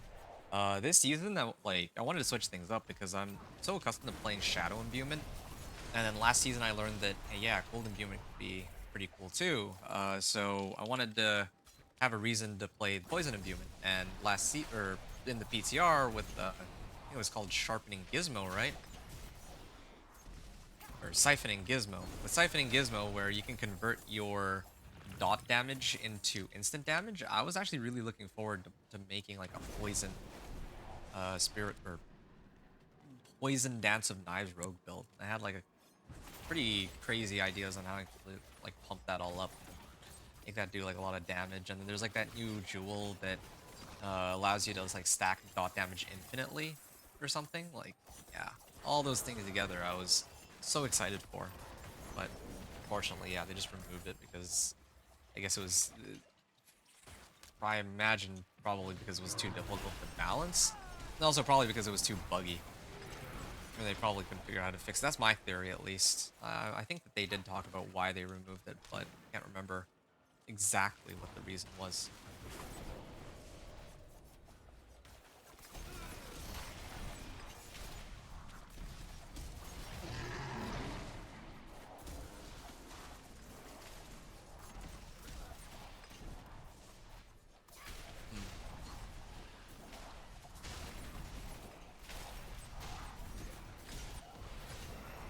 Level 40. Feels like it's been a while since I got a level up, but actually, how long does it take? Let's say 2430. Okay, I'm starting at 2430 here. And if I just non-stop do nothing but, like, spin into monsters... Oh, they interrupted my cast. No, they interrupted it again. Okay, I am actually getting a little sick of this. Maybe I can try something a little different instead. I've been using this, like, these anomalies, but maybe...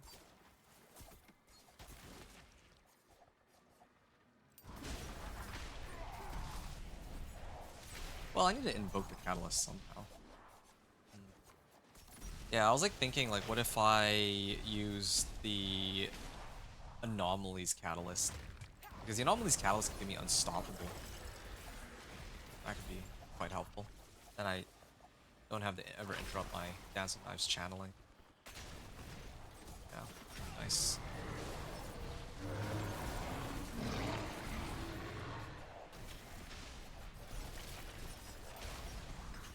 Waves of Darkness? Ooh, this is good.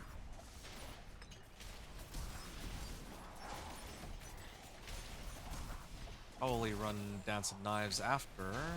Figure out where did that Hellborn go? Although I don't know if it's worth it to try to waste my time killing a Hellborn. Yeah, I don't want to do Waves of Darkness because I want to level first. Oh, I'm actually exiting the zone. Alright, I'll come back for this. I want to do Waves of Darkness later.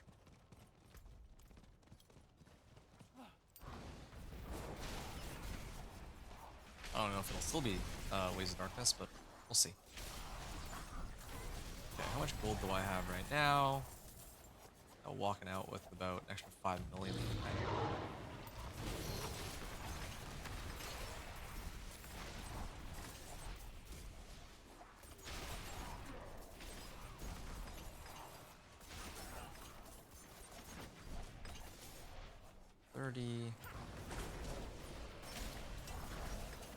So I started killing monsters at 24:30, and I'm like going like non-stop, like full force, full attention, no distractions, like not trying to split off and do any other thing.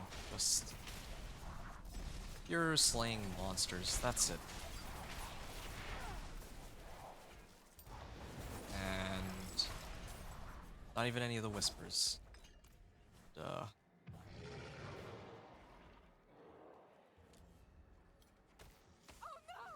It's annoying that I have to interrupt my channel to interact with some objects, but I do. I saw the treasure goblin come back up, but ooh, it's an odious actor. It's a lot of good stuff I could use, maybe.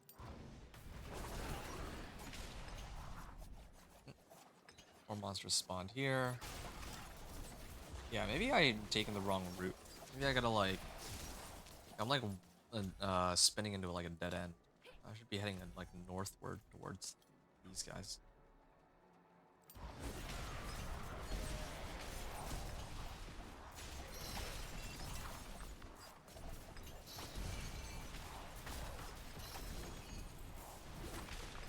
Crossbow, huh? Ritual site. Oh, shoot. I was supposed to ignore that ritual site. That was a slight error on my part. Okay.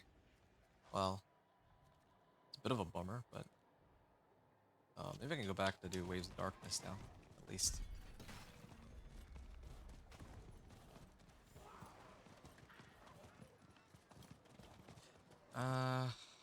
Hold on. I think I'll actually turn in some mysteries. Okay, fine. One. And I gotta ignore all the loot except for this. So this is 2. I'll just count how many gifts I've opened. That's what I should do. I don't want to like. It's fun to actually see this counter like stack all the way up, but I can actually just count how many cinders myself. So that's 2 chests open. On the calculation, so I've opened 2 so far, right? There's a 3rd one here. That's why I don't have to keep backtracking. 3. Oh, here's the Hellborn. It's still here. I don't think I care to kill him.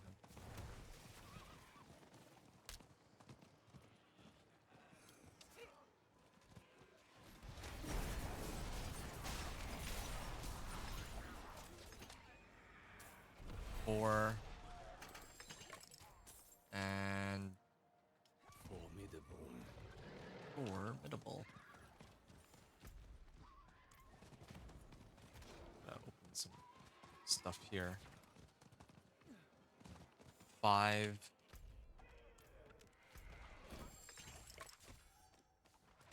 I could hit this one if I want, but I don't think I'll have enough, so I should teleport back to go. Oh.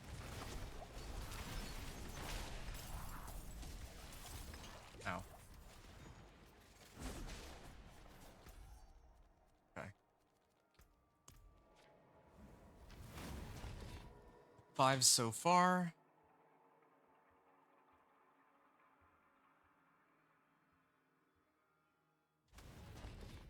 And imagine if Dance of Knives was in the game since the very beginning. Like, this would have been the go-to speed farming build for, like, Helltides back then. People were using, like, trying to figure that out back in the days when It was like World Tier 1, World Tier 2. Such a different game back in those days. In some regards. There was no pit, there was no torment. The grind was just to level 100, really. Okay, so that makes 6.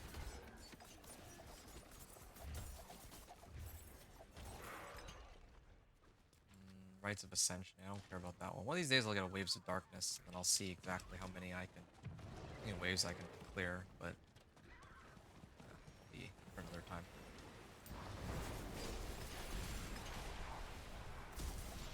So somebody's already triggered Blood Maiden, so I might as well mooch off of them. Wait, is that it? Died? Oh, that's convenient. So, remember that number. 6 of them.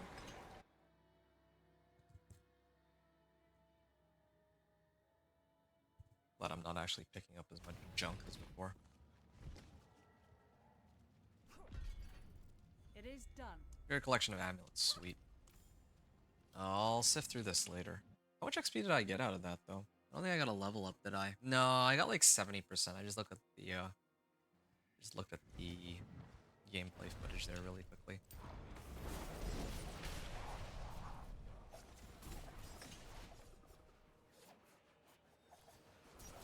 So, 6 so far.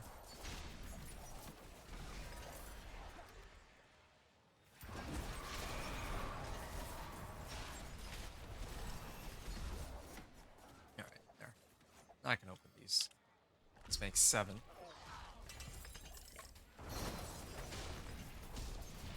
I really hate those, like, when they root you under that. And it poisons you, too. I think that's dumb. There's, like, no way to really escape getting hit by that, which I don't like. This makes 8.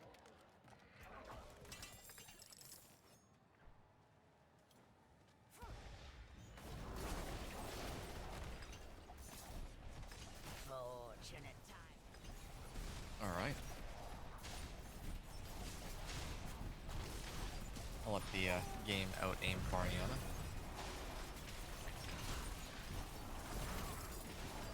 You haven't won yet.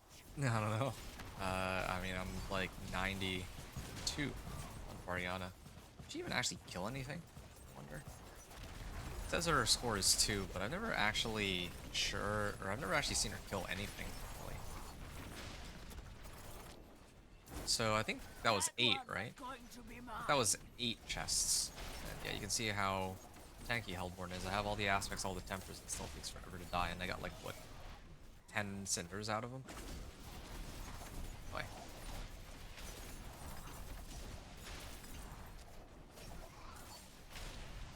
That one was going to be mine. When is this event done?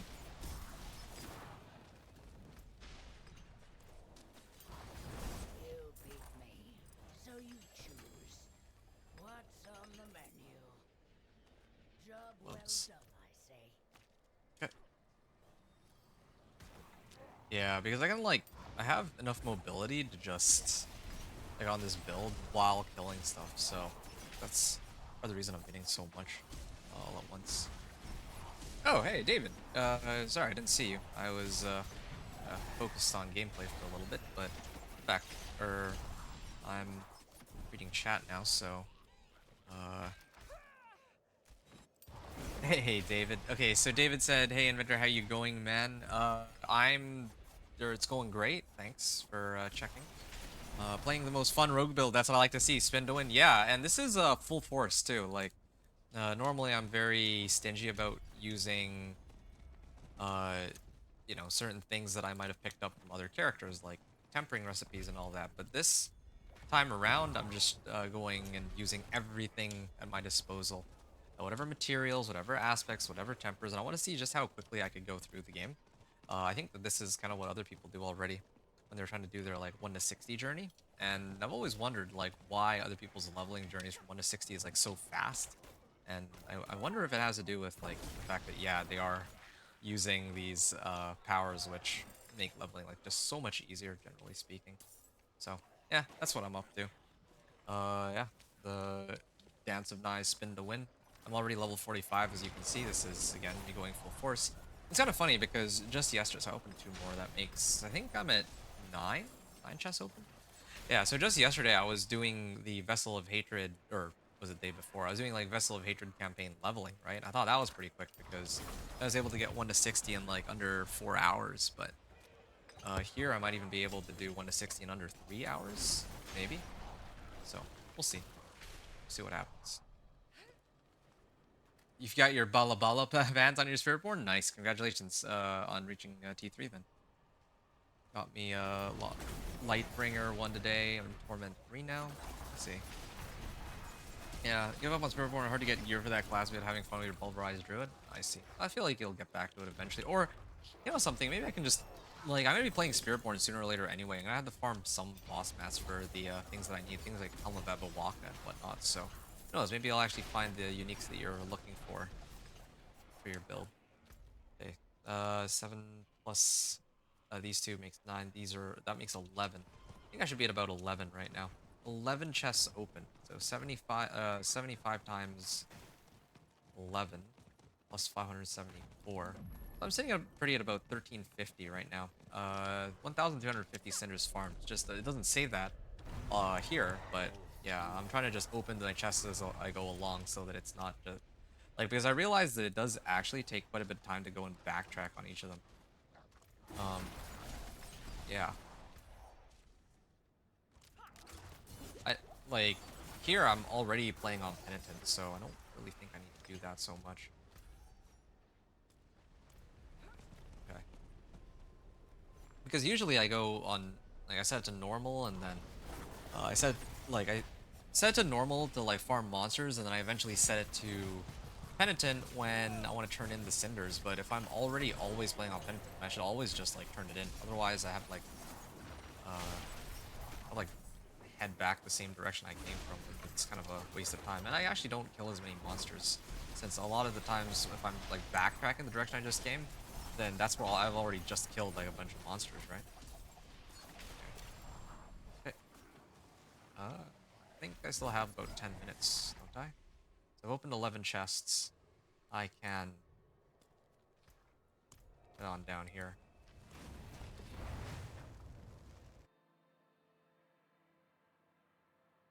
Hasn't been hard. Already got the required gear I need to excel. Cool. Might play Dance of Knives Rogue this season. Now thinking about it, hit the button mashing festive TV. Uh, wait. So have you made a rogue yet? Like, are you considering like switching over to it, or are you like making like a fresh Dance of Knives rogue? Right now. All right, that's 1. So that makes 12. 13. This.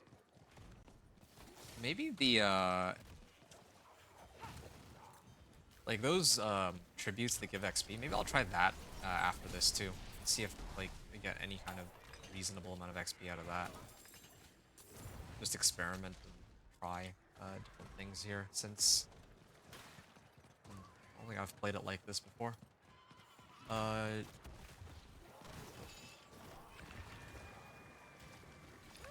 Oh shoot. Nice, David. You help me out now. You playing solo or with friends? Just solo? Some players can't do that. Yeah. So I have to agree that yeah, there's a lot of people who only are willing to play if they're playing with like a group or if they're with friends, that kind of stuff. So yeah, good on you. Like that. You know, not every day that there's gonna be somebody that is just like doing most of the grinding of their own accord, from start to finish. I think. So that makes 13, 14, 15. Whoa! I actually died. 15. I was like checking. Okay, I didn't expect that they'd be able to kill me at this point, but I guess they are. Since I've gotten enough levels that my gear is solid, but like to actually still like my gear is still good for killing them, but I also take like they can actually do a lot more damage now than they used to, and my armor stat is very low. Maybe throw on Juggernaut's aspect on some of my equipment. Do that when I go back to town next trip.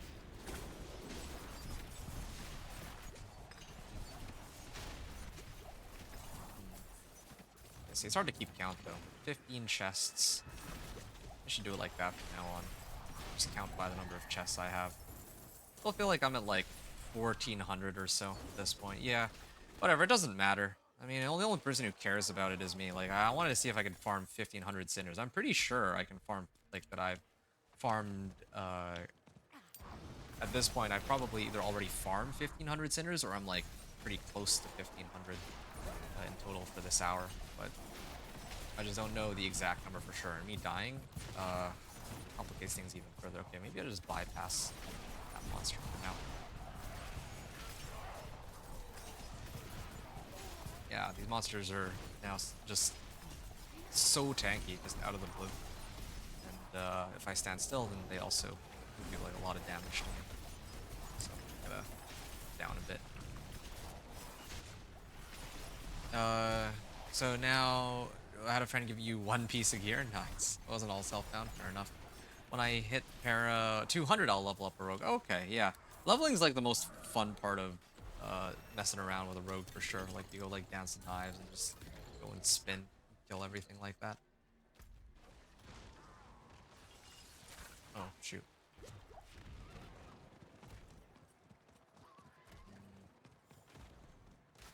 And what I hate lots of players in season 9 got mythic already. It's really ridiculous. I don't think it's that ridiculous, right? Like, okay, in my case, I already have 2 characters with access to the Resplendent Spark that's given at the end of the season journey. Like, if I really wanted to guarantee myself some mythics, I would level up like a character on like a different account, and then I would just keep self-leveling myself, and then just keep running, some activities that have bosses associated with it. Just get to like rank 21 or whatever. Whatever like the highest rank for reputation is. And there's also like this season's rewards. There's like the reputation caches, right? Like one of them is like you get like ancestral gear guaranteed, whatnot. Yeah.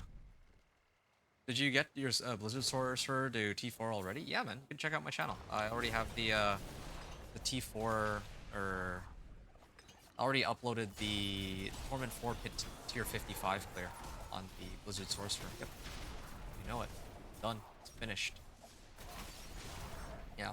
Hence why I'm not playing Blizzard Sorcerer. Yeah. I wouldn't start the Blizzard Sorcerer and then just not finish it and then move to Dance Knives. I mean, I guess I could. I will probably do that one of these days, but right now I'm very like, oh, if I start a character, then I'd like to just finish it. Yep. And actually, it's funny because now that I've made it to Torment 4, I kind of wanted to put together like a build guide for it for Season 9, like a video. So that's the reason why after I finish this run... Oh, hold on. Sorry. Yeah, once I finish this season... Like, I'm trying to finish reaching level 60 on this character. Once I reach level 60 and make it to Torment 1, I'm actually going to stop the stream. And I'll continue the grind to Torment for tomorrow. I actually wanted to... I saved tonight for working on putting the build guides together for the 2 characters that I've already finished. I mean, I also completed the Companion Druid, right? So it's actually 3 characters, but I already released the Companion Druid build guide video before the season began, so... kind of my thoughts on that. This guy Rob that I watch sometimes. Oh yeah, Rob. Yeah, he has like 100 mythics. Well, Rob knows the game really well, and he does put a lot of time and hours into it, and he also has a very like large community. So, I don't like any number of things. Yeah, any number of things could have happened, but I'm guessing that. I ventured to guess that somebody in his chat probably pulled in some materials for him to get the mythics that he's looking for, right? Like, and I don't think he would like turn them down either. I'm not trying to say that to call him out, but that's just how it is when you have. If you're somebody who has like, what, thousands of viewers, then yeah, there's gonna be plenty of people who are willing to try to help you out and give you whatever you need if they have it. And yeah, I'm sure that there are some people that are just like funneling mats into his character or characters. I don't know if he's running multiple. That's another thing too. He could probably, if he wanted to, right? Like, you got one character to, like, Torment 4. If he, after the first day, like, once there's people that also reach Torment 4, he probably could just ask somebody to run him, like, 5 new characters, 1 to 60, in the pit. And, yeah, somebody would do it, almost certainly, right? Yeah, and David said, Rob is known to play a lot in groups too, though. That's why he gets the Paragon 300 pretty fast. Yeah, no, that's like his whole thing, and I mean, like, good for him, right? Uh, I think I should go to this one.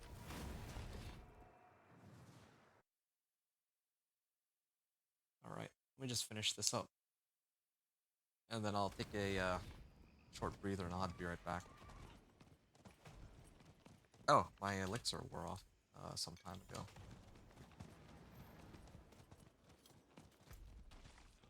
Okay, maybe here.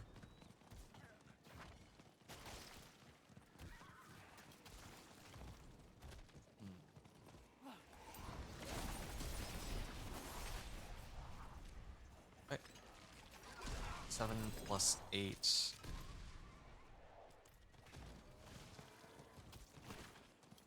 49. I'm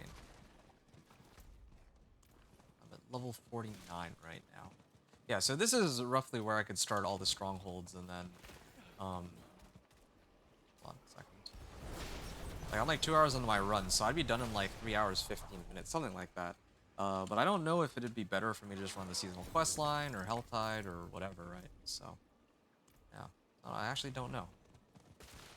So this is, I mean, I could try to, like, I don't think I can farm 60 cinders in like under 90 seconds. So this is where I'll stop. I almost managed to get all of them. If I didn't die earlier, maybe I could have picked up a couple more, but 1, 2, plus the 7. I think I pulled 7 from the previous Helltide. Is that right? So that makes 9, 10, 11, 12, 3, 5, 6, 7. So 16. 16 by 75. Um, 16 times 75. It says I've only farmed 1200, but that doesn't look right. I think I'm miscounting the number of chests I opened, but whatever. I'm not. it's not. It's not really the not exactly trying to keep like an exact count. Okay. What are you guys discussing here in chat? I'm gonna take a short breather, like I said. You right about that. Sorcerer is fun. Gonna play one in D3 this season too. They call it Wizard in that game, but same thing. Yeah, no, exactly. And that sounds about right. You need friends to play with in this game, Lee says. Have lots of gear too if I was playing with my friends. Yeah, I mean, it depends what your goals are, right? Like in Rob's case, it makes sense that he's trying to show like the very best gear that people can have. Like what that would look like.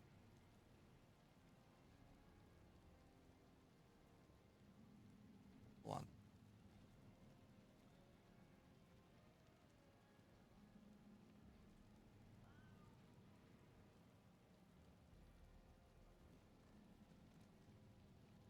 Yeah, so like in Rob's case, he's like trying to show these like, oh, this is what the build looks like in endgame with all the best in slot items, and maybe he might also be trying to do some sort of pit push every now and then. I don't think that Rob's really a pit pusher, but I mean, he'll be trying to, he's not like Makuna. Makuna is like actually trying to hit like world record for each season.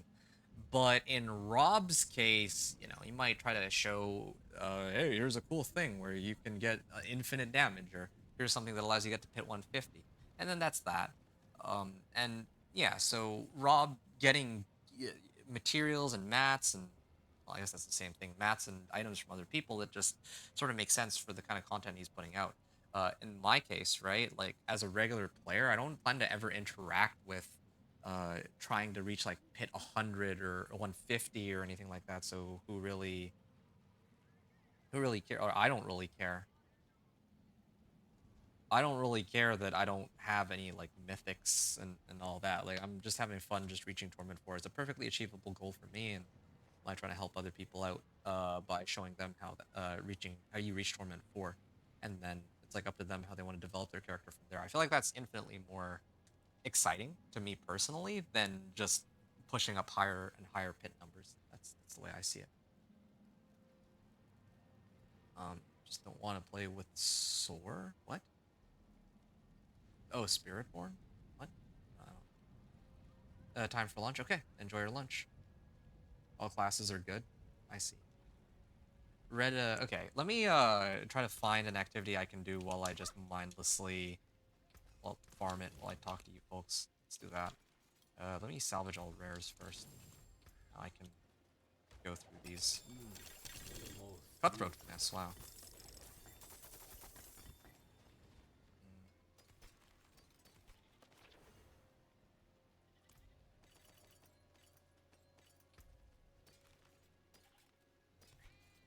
Movement speed. Yeah, I don't really need any of these, right? Like, I actually died earlier, but... Oh, Uncanny Treachery? Grand Stealth. No, I don't need that. I could upgrade my gear, but I just don't really see a point. I'd get a Juggernaut, so there's that.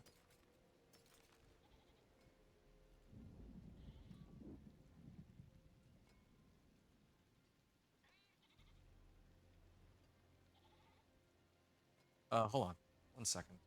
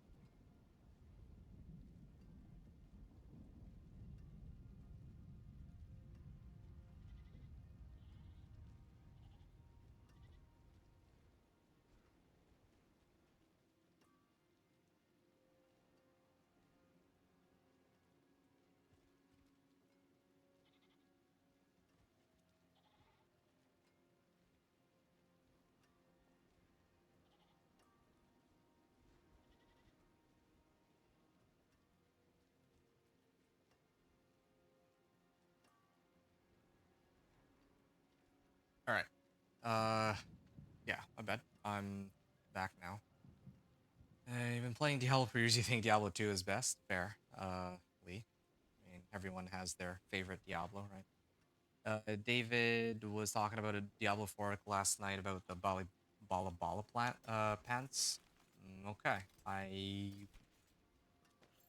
not sure what to say there. Ooh, this would be a pretty big upgrade over my existing weapons, so... Yeah, maybe I will actually adjust my weapon at least. Because right now, if I don't... Oh, this is a nice upgrade. Use it well. Yeah, because if I don't make this upgrade, then... Chance. Max life, nice. Um, then I'm actually down a whole bunch of damage on one of my daggers, right? Do I have any one-handers? No, I don't. I actually didn't get a single one-hander. It's kind of funny. Except for this one, but I don't think it's worth it to switch for that. Okay, let me get the right aspects on this. So, Edge Master's on my weapon. And then I think I had conceded on this. My magic's away. Greetings. How shall I guide my hammer? Okay.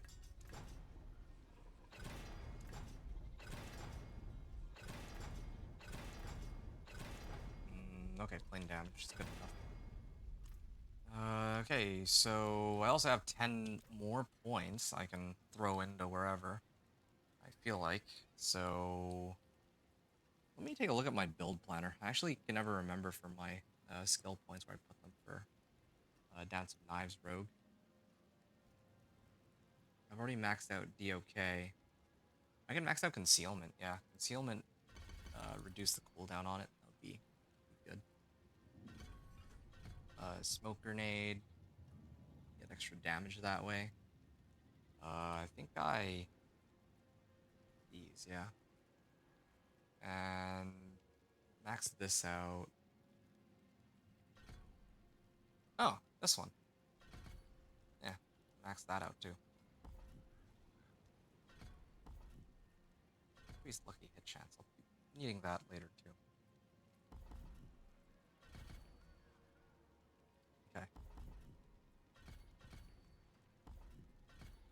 I'm trying to max these all out.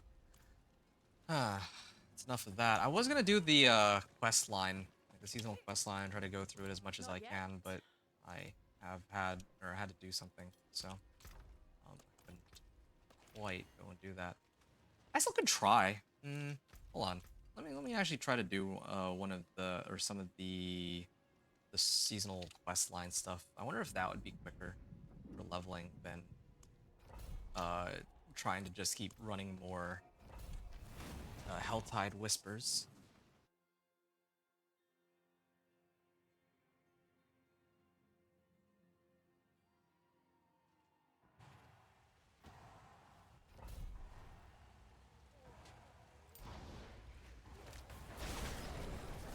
Oh, alright. I should really try to make sure that I only do as much as I need to for the seasonal quest line. Ergo, just activate these strong rooms. I think they give me like, I don't know if they're gonna give me like a level, like a full level up or anything like that. Like they do scale it based on my level. I know that much. At least.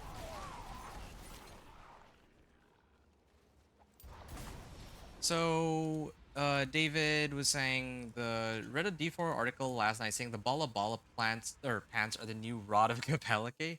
I would say old rod of Capellica. The new rod is bad. Since the nerfs,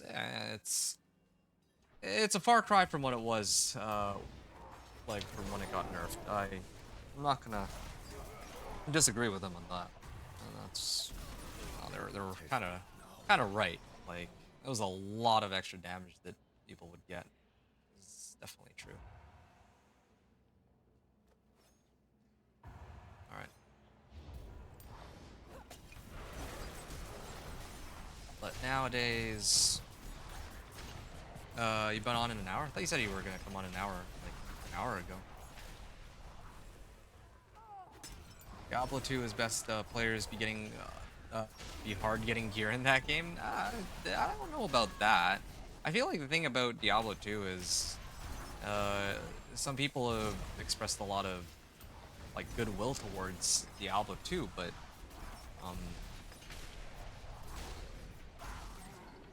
certain things in this game apply to certain things in that game too. So what I mean by this, if I look at let's say leveling, right? I believe that in Diablo 2 you can level by going through the game the usual way, or if you want, you can actually have people rush you through the game. Kind of like here in Diablo 4, you can have people rush you through the pit, or how in Diablo 3 you can have people rush you through Greater Rifts. So that still stays. Okay, what about for boss mats, right? There's no boss mats in Diablo 2, so I guess that much is good. Well, actually there are. There's in order to get that item, Hellfire Torch, is that what it's called? In order to get a Hellfire Torch, you do need boss mats for that, like a type of boss mats. They're like keys, but still, you do need a way to like get in to fight those bosses to get that item. And then other things are present in both. Oh, Tranquil Stone. I think that's the last. Oh no, guess I still have one more. Oh yeah, there we go. Yeah, that's the last power that I was missing. Cool. Blood Relic. So the other thing that Diablo 2 has is, loot might seem harder there to get. Well, okay, loot is harder to get in Diablo 2. This is true. But for a lot of people, it'll actually also be just as easy to get loot because in Diablo 2, well, in this game, people are just like giving away items, right? To people who need it, or they'll. I don't even know if I would say that they trade, but it's mostly just people giving away items. In Diablo 2, it was kind of like that too. If you had items, then people would just, or like, yeah, people would be happy to like throw items at you if you needed them because at some point you just have more items than you'd ever be able to really use. So, yeah, that's something I would make a note of, I suppose. Not everyone's gonna agree, of course. Like, somebody out there might say it's like a terrible take, but yeah, it's not. I don't want to just play devil's advocate. Like, don't get me wrong. I have a lot of respect for Diablo 2 as a game. I'm not trying to say it's worse by any means, or it's more challenging or less challenging. But if we're discussing like how the two games play, then Good. Goodbye. it's not entirely accurate to say that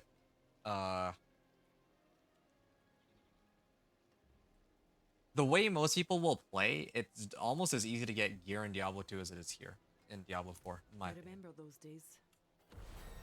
If you're playing solo, that's a different story. If you're playing solo, then yeah, it is objectively harder to find gear in Diablo 4, Diablo 2 as opposed to Diablo 4. This is that much is true. Salvage all. What's my level now? Well, you can see for yourself. I'm level. I just hit level 50, and now I'm debating whether or not I want to run strongholds from 50 to 60, right? The usual route. I could be done in an hour and 15, or I'm gonna try to do something a little different and just continue with farming these Helltides, because I actually want to see if I actually want to know if like I can level quicker by running Helltides potentially over just doing all of the strongholds, right? Let's see if that's any different now. On penitent difficulty. So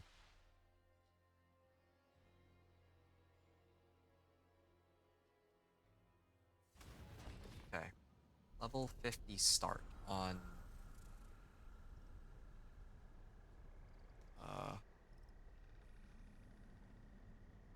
level 50 start. Okay, so I have a benchmark for where to begin. So I'm trying to go level 50 to level 60 is the goal here. Where's my resistances at? Yeah, my resistances are still pretty terrible. Head up here this way first. I should do Blood Maiden first. Also, I think they ate up all of my cinders, huh? Or maybe I actually just didn't have any by the time the last tide was over. Wow, I should do a lot of damage. I guess that would make sense because I just upgraded my equipment, right?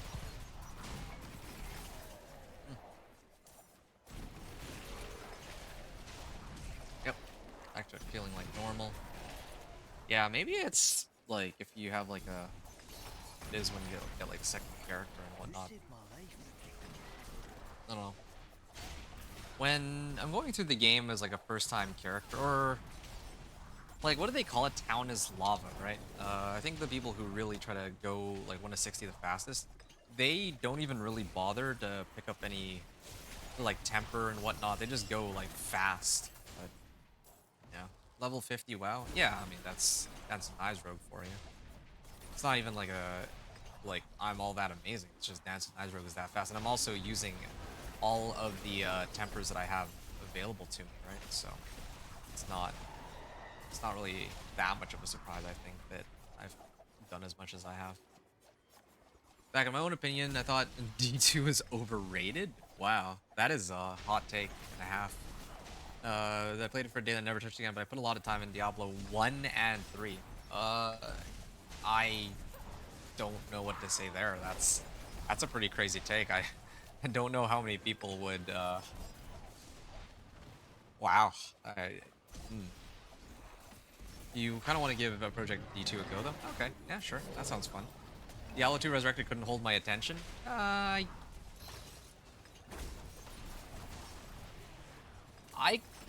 get it, actually. I mean, I understand. It really isn't for everyone. Like, it's a great game. It is an amazing game. Like, I played Diablo 2 Resurrected, right, and all, but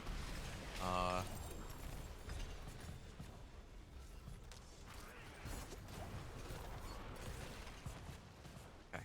Oh, is that a unique? Hey, unique fans. Come on, Tacits. This is the one time I want Tacits. They gave me they gave me Eyes in the Dark. This is the one time I actually would have much preferred to have Tacits because I actually need the resistances or Rakanauts or any unique that gives resistances.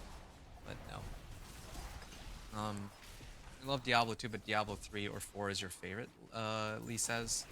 I wouldn't say that well, I don't really care much to compare the different Diablo games personally. I'm really just here to play Diablo 4, that's it. I enjoy the game and I enjoy making videos and streams for the game, so that's what I do. I'm not really one to compare like, oh, is Diablo 2 Resurrected this or that over Diablo 4 or vice versa. It's not really my concern. I could care less. The only question I have is, do I enjoy this game?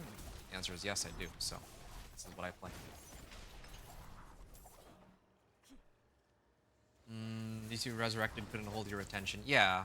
So that's why, going back to what I was saying earlier, I can understand to some degree why you might feel that way, because for as amazing a game as Diablo 2 Resurrected is for a lot of people, myself included, there is kind of a time investment that kind of goes into that game.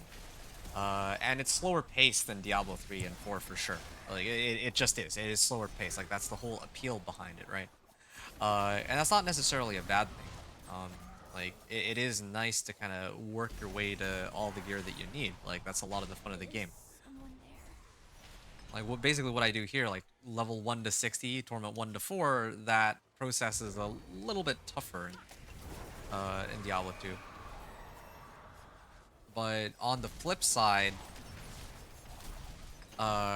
it's... Hold on a second, I gotta write something down. Oh, shoot. Kinda... 232... You want to know? There, okay. That was risky, but I was trying to make note of when I got my level up, so... Original Diablo 2, they've taken the base game and improved on what the original game is lacking, that's why I want to try it. Okay. I mean, fair enough. Again, me personally, I enjoyed Diablo 2 for what it was, too. But, I think that there are things that, Project Diablo 2 offers that, you know, people kind of want, right? Like, I think, was it mapping? That was like a thing that they added in from, PoE. Where you can, like, generate your own dungeons.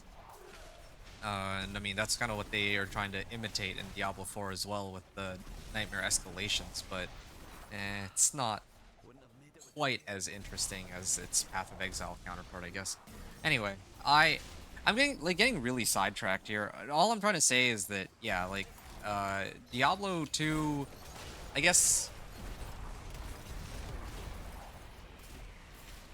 I think that it is a game that has like a pretty big time sink for it. Like, you do need to invest quite a bit of time into learning the game and like playing the game to build your character.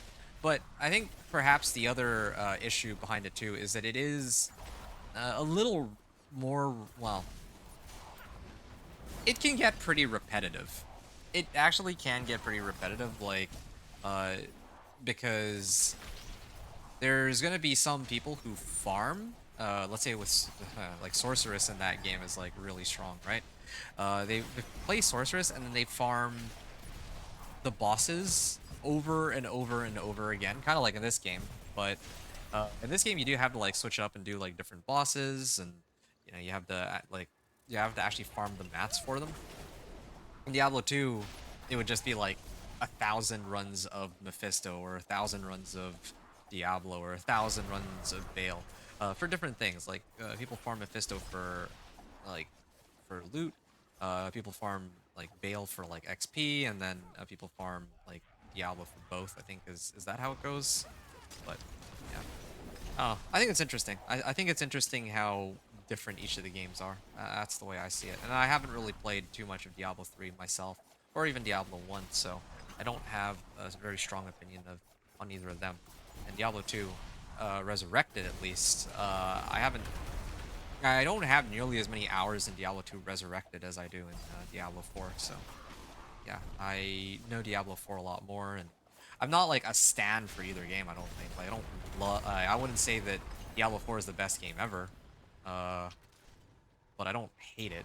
And you know, there's some people who are very big like advocates for Diablo 2. I've seen it, and I completely understand where they're coming from, but I wouldn't use that as a way to discount the enjoyment I get out of this game.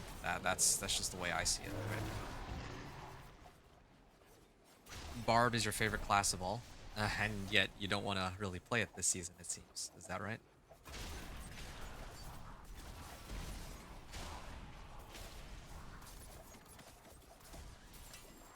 One other thing. Do I have Harbingers, Tortured Gifts? Hold on. Let me turn in my whispers here. You can say that about any ARPG. They're all pretty repetitive. It's the whole different strokes for different folks thing again. I guess so. But okay, let me ask you this real quick. What would you say is missing from Diablo 2 that makes you want to actually get in on PD, like PD2, but not D2R? Like, and I'm not saying this because I'm like trying to grill you or judge or anything like that. It's not really my business, right? But like what you like or don't like. But I just want to like wrap my head around what it is about Diablo 2 Resurrected that makes you not want to play it, but PD2 has stuff that you want to get in on. Who favorite class out all David? Oh, who like you're asking David what his favorite class is, I see. Yeah, and in my case, I actually don't know if I would say I have a favorite class in this game. I wish I could say Druid, but it's not really Druid as a class that I enjoy. It's Companion Druid. If you ask me what my favorite build is, I could say without hesitation it's Companion Druid for sure. But then the problem for me becomes there's like no monsters here. The problem is that yeah, like that's just one build. Like that's not really answering the question of what classes do I enjoy the most. Because I don't think that there's any one class that I looked at and then I'm like, okay, wow, this is my playstyle for real. Like the aesthetic is like my jam and all that, right? So yeah. The improved graphics, I guess, but not everything is about graphics and also quality of life. Improved graphics. You're saying that Project Diablo 2 has improved graphics over Diablo 2 Resurrected? I do not understand here. But not everything is about GFX and also quality of life. Okay, well, quality of life I can make sense of, but is quality of life the thing that makes you not want to play Detour? Barb like you, Lee. Oh, I see. I'll do his best, that's just me. What do you say that you like the most about Diablo 2, though? Lee? Carved sword. Yeah, I'd like to get a... Oh, I just realized I leveled too. I'll just put it in as 238, I guess.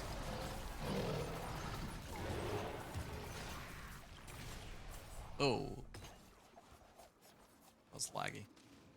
230... I'll just put 238.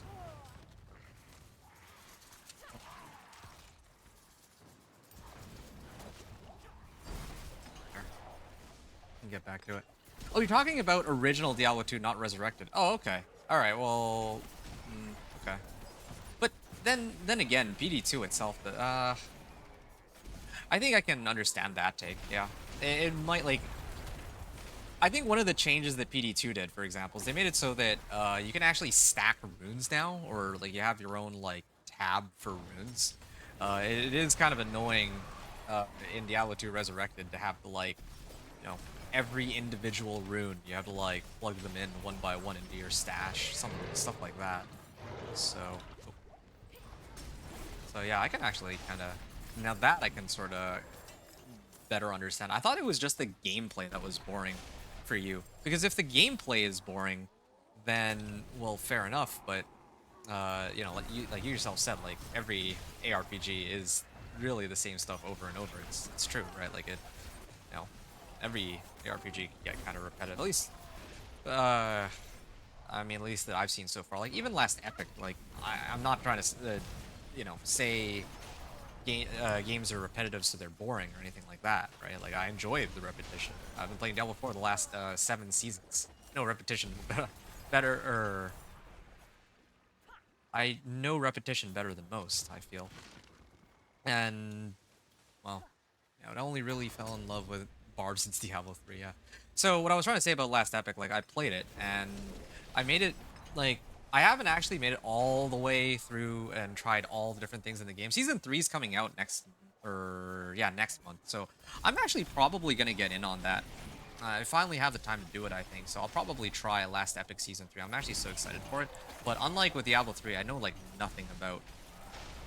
I know pretty much nothing about, like, Last Epic. In terms of experience, like, I haven't experienced all there is. I haven't tried, like, Arena. I haven't tried... like gearing up for endgame, any of that. But what I do know is I think the endgame system is, what is it, like Monolith of Fate, which is basically their equivalent of like GRs, right? Or at least that's the way I've interpreted it as. So yeah, I don't know. At its core, when you make it past the storyline, there you're also doing the same thing over and over again. So I don't know. I don't know if any ARPG is built their endgame around not doing the same thing over and over again. Oh, I don't know where I'm going with this. I'm just talking. That's mainly it. Getting to level 80 in Last Epic starts getting pretty grindy. Stop playing at that level. It's a slog from 80 to 100, I've heard. Okay. Yeah, that's... Like, I think most of the streams I've seen, like, people are, like, below level 97. I think I've seen like one or two people that were like 100 or 99 or whatever, but I remember one guy I looked at was like level 97, and he was like, it looked to me like it was clearing content like really fast. So I was like thinking like, is this guy just not done his build, or does it just really take that long to get to like level 100 in that game? I actually don't know. Anyway, I don't know much about it at all, and that's exactly why I'm saying like I'd love to actually get in on Last Epic so I have more of an opinion about it than I do right now. You wish you had a PC to be playing Epoch? Yeah, I would like to. Go to sleep for a few hours. You're still streaming when I come back. Talk to you again then. Yeah, okay. Sounds good. I don't think I will be here when you get back, though. The reason for that, like I mentioned earlier, is my goal for tonight was to put together the build guide videos that are kind of overdue at this point. So that's kind of what I was going to aim for. But I'll think about it. Maybe, like, I'm actually making really good progress on this run. So maybe I might just try to get it over with the T1 to T4, but I doubt it. Anyway, if I don't see you, though, David, I'll be back again tomorrow. I'll be streaming, like, all day tomorrow for T4, or T1 to T4. And then, yeah, who knows? Maybe I'll even have a chance to do my 1 to 60. I'm not sure. for like another character. Like it's gonna be Curse's Necro next. My 5th character. Anyway, yeah. Take care. Have fun. Get one. Yeah, I'm with David. You need to go get yourself a PC, man. Yeah, missing out quite a bit. PC Master Race. That's the one thing I can say. I wouldn't. Diablo 4 is.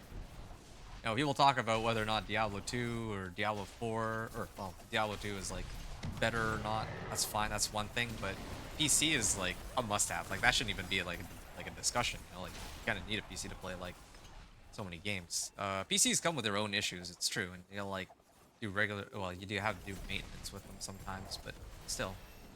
Okay. 244.30, level 53. So it's about 5.5 minutes. 5.5 minutes per level. From like, well, these little Dance and Knives rogue though. That's the thing. If I were playing any other build, I don't think that I'd be able to breeze through everything so easily. It's just Dance of Knives rogue that really has the power to do this. Like, can you imagine trying to do this with Incinerate? I can't imagine trying to do this with Incinerate. Or even Companion Druid. Companion Druid has the damage, but it doesn't have this kind of consistency where it can just speed farm. So yeah, this might be like a Dance of Knives rogue specific sort of leveling method. But I'm glad I tried it, so now I know. Or maybe Evade Spiritborn might have the capacity to do that too. But again, I think that Evade Spiritborn needs some items too to get up and going. I don't think they have enough like base damage to pull it off just by themselves. Oh, I have my Shadow Imbuement up. And here, yeah, like I'm already sitting on about 1,000 cinders. I have been like mindlessly farming. Like, are there any? Oh, okay, it's Tortured Gifts. No wonder. I'm gonna go into the other region. I think. I'm gonna go into the other region to farm more monsters because I'm actually running out of monsters here. It feels like keep running in circles and there's not enough monsters for me to hit. I'm console player, man. Well, I like PC too. I know, but what I'm saying is like you're missing out on like quite a bit of things that you get to play on PC that you don't get to here, right? And things like teleport too. Like on PC is like so much easier to do. Well, it's not technically speaking. It would be keyboard and mouse, not PC in that case. But anyway, just gonna omit that little detail to argue my point further.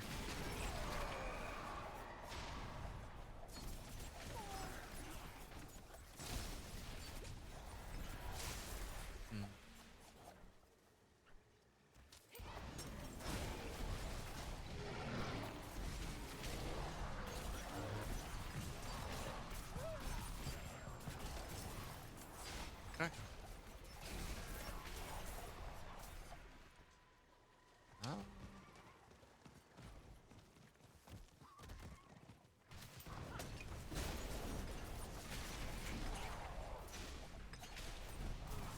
I can go this way. More harbingers. Where is my pet? Why isn't he picking all this up for me?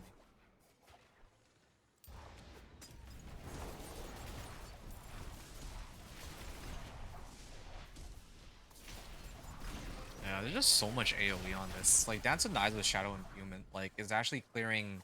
Like, even Minion Necro doesn't have this kind of damage or AoE. Like, not even close.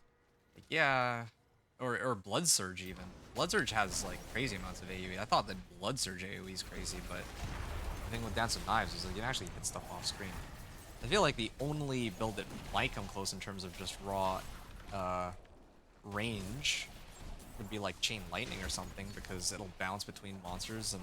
Oh, with like Fireball enchantment. So they could like bounce and hit other monsters off screen, but I don't have an easy way to get 200 movement speed.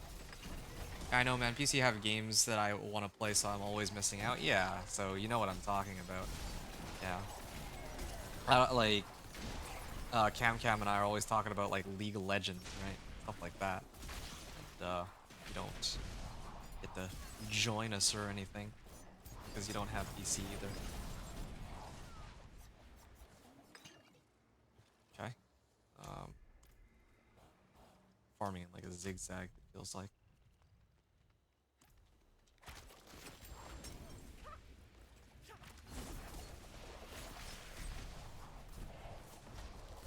I don't think I quite have enough cinders yet to make it to 60, but getting there. I'll aim for 1500. Once I hit 1500, I feel like that would be a good amount. Reach level 50, or level 60, I mean. Yeah, I'm just running out of monsters to hit. That's mainly the problem for me. I feel like.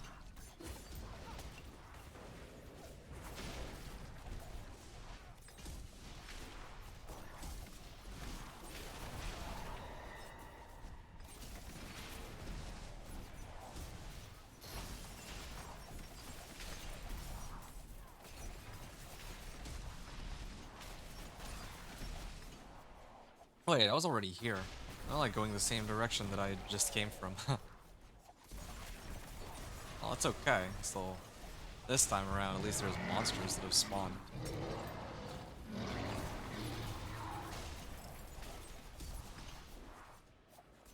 And I'm deliberately ignoring the Hell Spires. I feel like those could be quite dangerous if I misstep and I get hit by one of those meteors.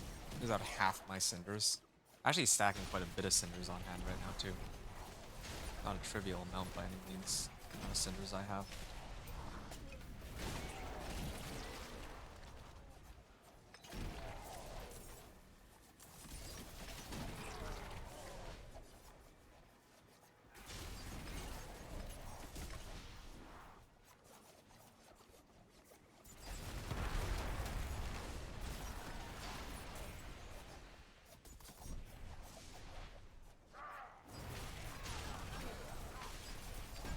Okay, there.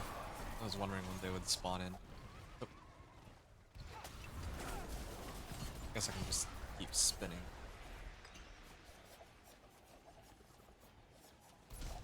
Like no monsters here though. I'm gonna like get up on my horse and ride out for a bit.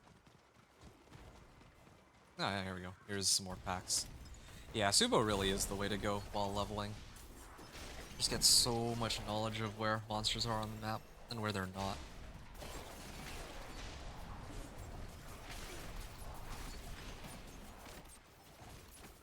We're just here for their cinders. Okay, level 54.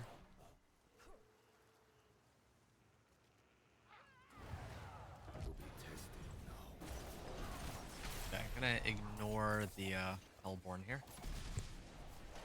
I'm just gonna keep going.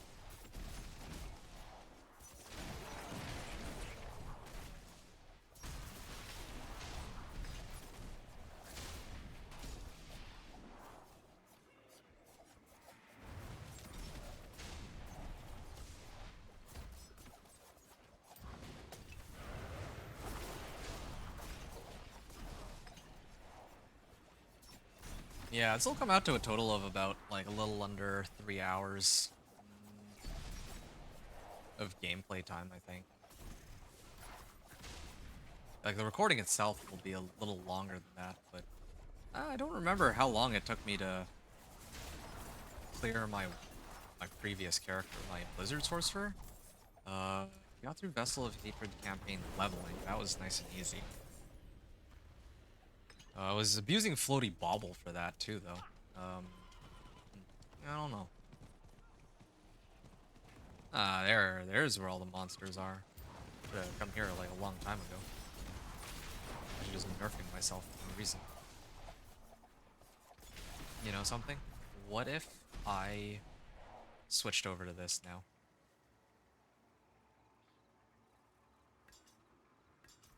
Okay, why don't I do this? There, that's a lot better. A weapon with a much higher base damage will net me a lot more damage from my Dance of Knives.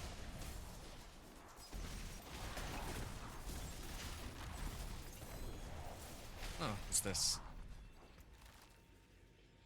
Gloves. Crit strike chance and ranks to twisting blades.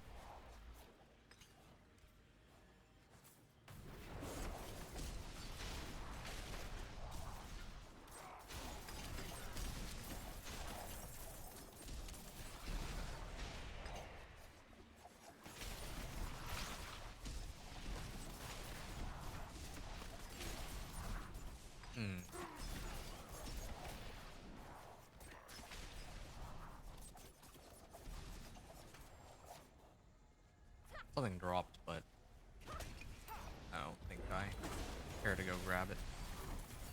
That elite. Okay. Maybe I'll run this event. Events sometimes give some good cinders as part of their rewards.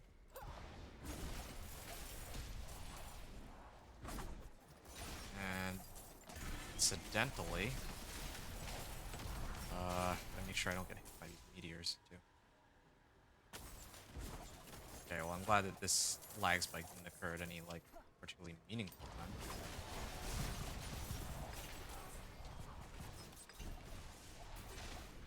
Hundred? That was. Okay. Chest armor, druidic signet, all these. Good.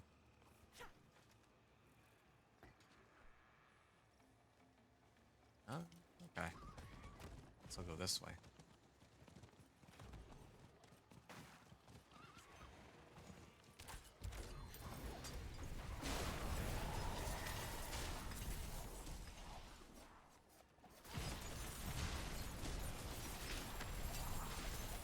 Okay.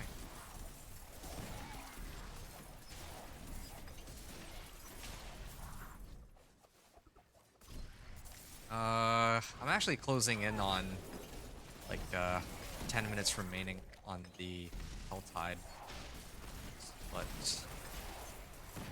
I really do want to see if I can hit 1500. Like I know I can, but I want to actually see it for myself. It's been a while since I don't even remember the last time I farmed 1500 cinders.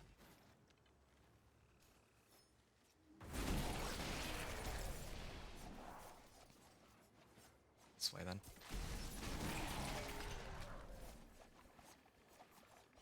There's another, well, some other players here.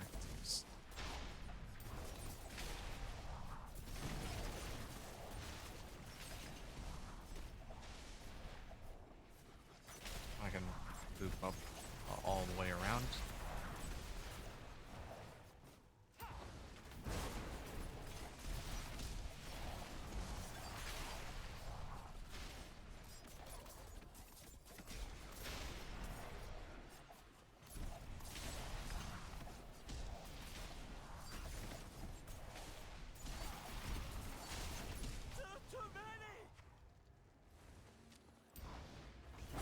And my threat meter is about to pop again. Yeah, the threat meter is just always like full. It feels like I had just left a region earlier after I popped the threat meter. I ran away from the Hellborn, I remember, and yet here it is again, almost all done. Or almost maxed out again. I think the other thing too is when I'm playing on Penitent, more cinders seem to be dropping. I think that's the other part of it too. Like that's just I'm just like that would make sense, right? Like monsters are more likely to drop stuff than higher difficulties, so I imagine that would actually include Penitent. Are we doing boss fights tonight or tomorrow? Well, when are you coming on? Because I'm almost done this run. Probably in the next like 15. Well, I mean, I still need to run the pit, but that shouldn't take too long. So probably within the next like within the next 20 minutes, I'll be finished, and then after that, like, yeah, I can go and do whatever if you want to do some runs. Then you can. Wow, there's so many monsters here. Oh, and this is the last of it. 1496, 1498, 1500. Well, 1501. Oh well. 4 extra points. Hold on. Yeah. Point here, 2 in here. And why is this guy still able to chase me? Getting out of here. Oh. Alright, let me take a look at how the chests are positioned here. Oh, this one was empty. There's like no one here. Okay. So 1500. 259 level 55. Okay. And then now from level 55 all the way to okay, this is with like 1500 cinders, right?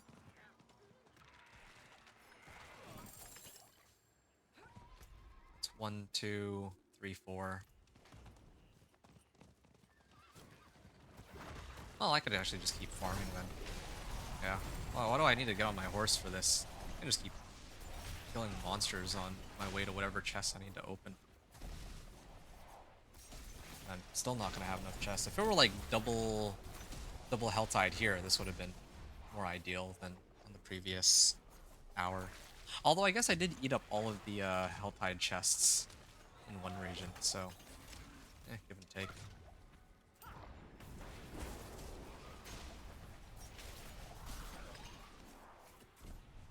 Okay. I got on now if you want me to. Okay, let me make it to 60, and then once I make it to 60, I run a bit like the usual, and then I'll join you for some boss runs for a bit. That would be okay, right? I mean, that's the best I can do right now. Like I don't want to, I don't want to like drop what I'm doing right now when I still have like 1,000 cinders that need to be burnt up, just to run some bosses.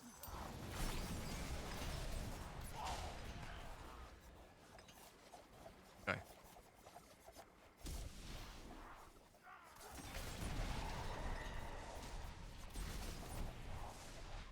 Tortured Gift of Mysteries.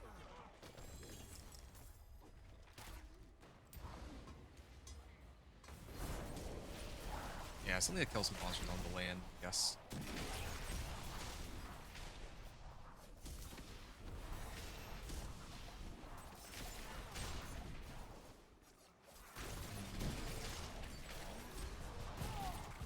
There's so many monsters here.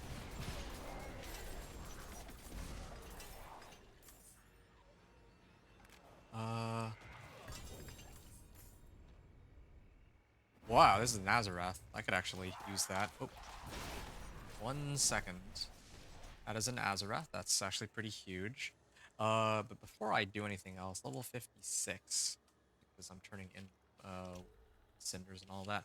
All right, I'm gonna replace. I can replace this. I actually prefer this. Like I need star shards. Cast with a weapon, apply vulnerable for 3 seconds. Now I hope that works with my Dance of Knives. It'd be nice to have perma vulnerable. Like it is a cast with my Dance of Knives, right? Or Dance of Knives would be a cast.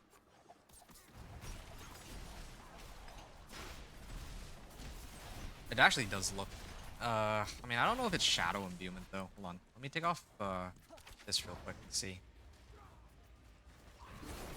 Oh yeah, no, Azarath works just fine. Even if it's not. That means I actually don't need this Shadow Imbuement. Increase non-physical. Okay. Ah, there we go. More damage for me. That'd be good. I eat dinner. Okay. Well, this will be perfect timing then for the both of us. Yeah. Like I'm actually almost done. Like you can see, I'm pretty close, and I even just got Azarath, so it'll be even easier for like the last leg of the journey. I'm actually gonna be using this Azarath probably for pit tier 10, since that's what they've given me to work with, right? Oop, there.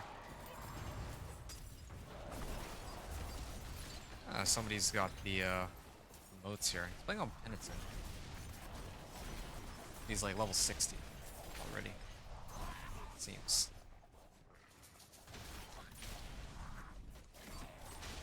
I don't have any opals for the silent or whispering keys for the silent chests. That's that. Oh, ouch.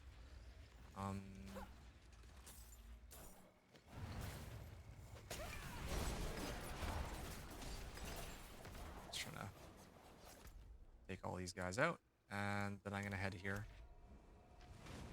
Yeah, there's only so many tortured gifts that are available, so I might actually run out at this rate. Do I have any renown rewards? I do not.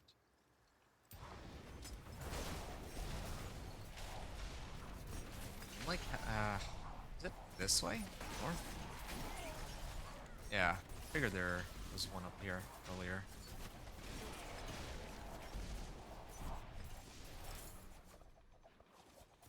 Yeah, I do wonder if I can, like, carry this amount of cinders over to the next Helltide. That would be nice. But now, where are the other ones? Down here, I guess.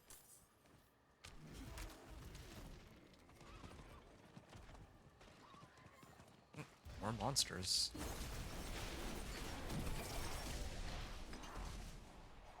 I'm actually still getting almost as many cinders as I'm using up, feels like. Oh, there we go, level 57. Probably play this like one-handed too while I type with the other. You love Rogue too? Can't wait in doing the Fury build. Oh, the Flurry build, yeah. The Flurry build is gonna be the Flurry build. I can only imagine just how fun that's gonna be. And like I'm interested in making my Flurry build too, right? And I think the main reason I haven't is because you do need that death mask. I forget what it's called, the death mask of Nurmentrop or whatever. Oh, there's still 3 chests down there. Oh yeah, I should have enough. Grab all of them. Just a question of like what level I'll end up at after all this. I'd like to say that I end up at like level 59, but I feel like that's ambitious. Like really ambitious.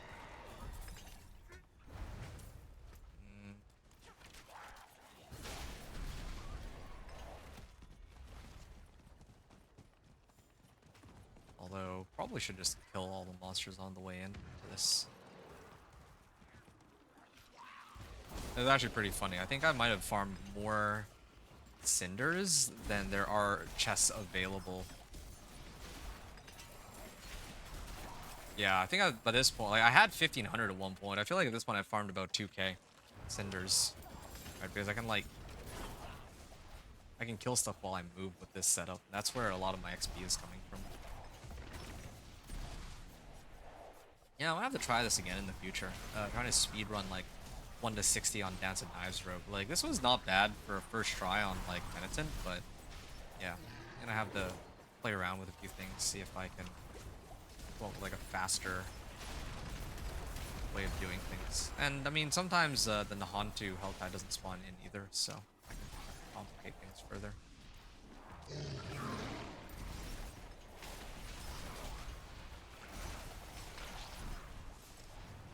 Ah, I see. The Hellborn's about to spawn again.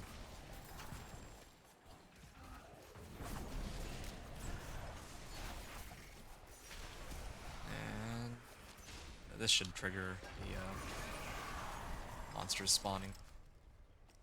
But where's the next set?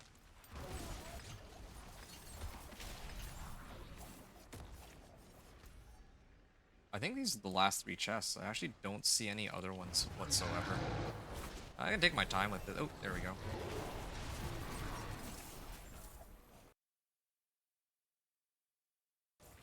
Whoa, that was a crazy lag spike, but alright.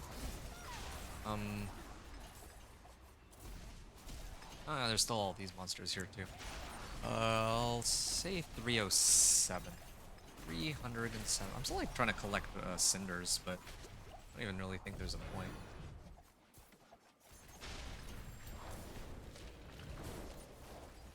There's somebody who's doing the evade evade Spiritborn, even though he doesn't have. I don't know if he's got the pants or not. That was a big pack of monsters. I don't know why there's so many here. Should have come here sooner. It would have been way better for me than the. Wait. Yeah, no, I was like the region that I was in. There were like no monsters for some reason. So it's kind of nice. Oh, my Shadow Imbuement wore off.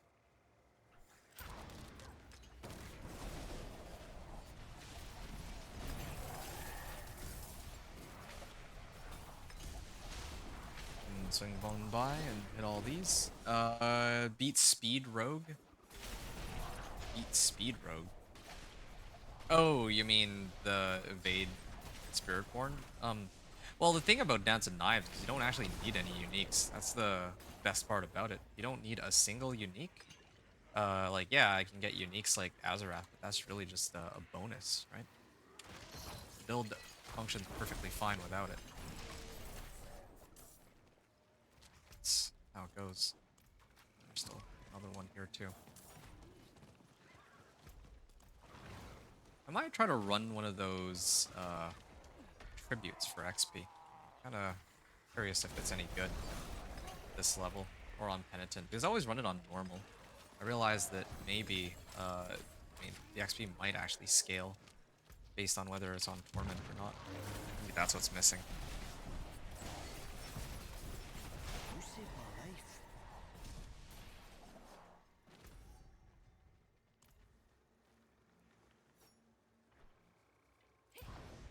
Yeah, I have more cinders than I was actually able to use. It's pretty funny. Wouldn't have made it without you.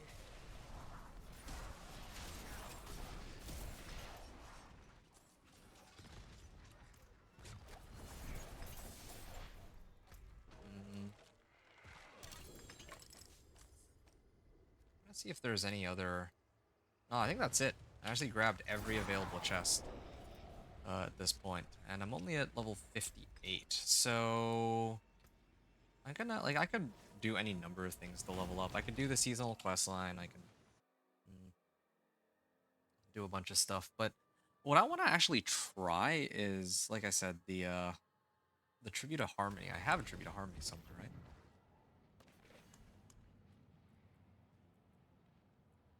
Yeah, I do have a tribute of growth here.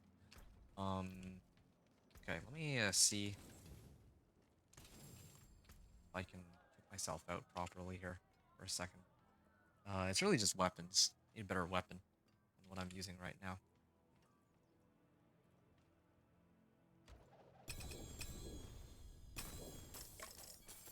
Whoa.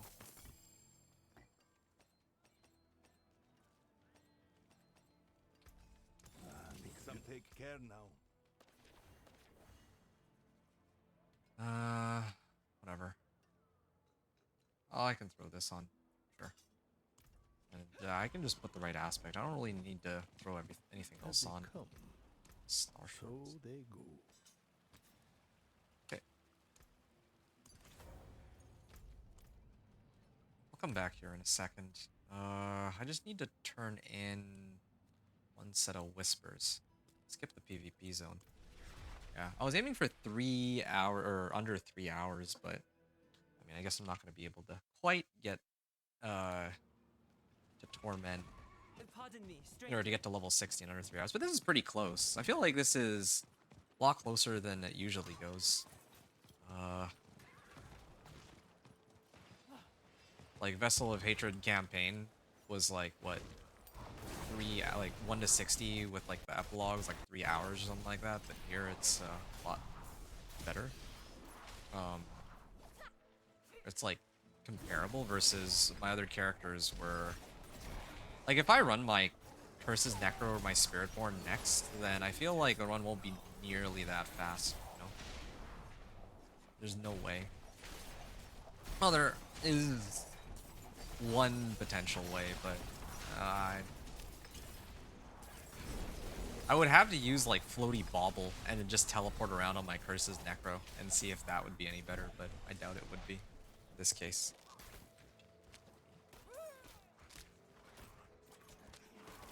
Okay, so now I finally hit level 59. I would like to... I've already picked up all these Venus motes. So... This is Whisper number 2, or not Whisper number 2, but Ritual number 2.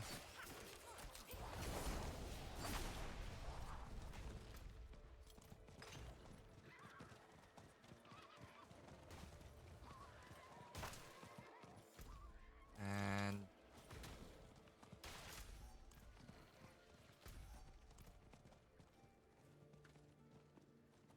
yeah, there's like a couple different ways I could do it, for sure. Anyway. Flurry build best speed farm in the game. If you get a chance, main, watch Sladra. His Fury style is OP. Ah, Sladra, yeah. I know that guy. I guess I could pull up his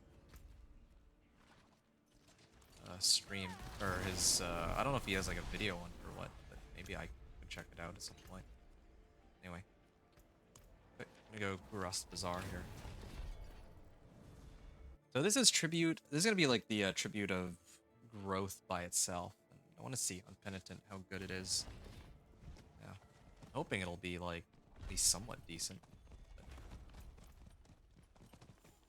be a bit of a stretch. It's got Whispers left over and all too. This is my only available tribute of growth. I'm starting at 59 point. Let's just say 59.1.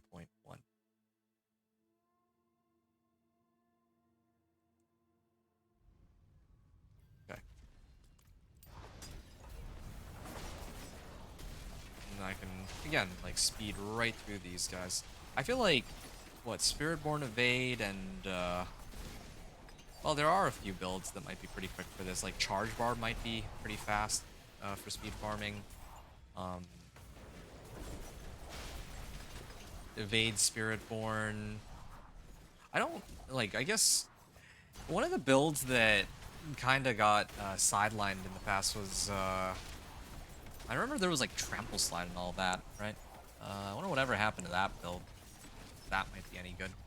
Either way, the build that still probably would be like the fastest speed farmer would be Lightning Spear Sorcerer. That was my guess, but who knows? I don't know. Maybe.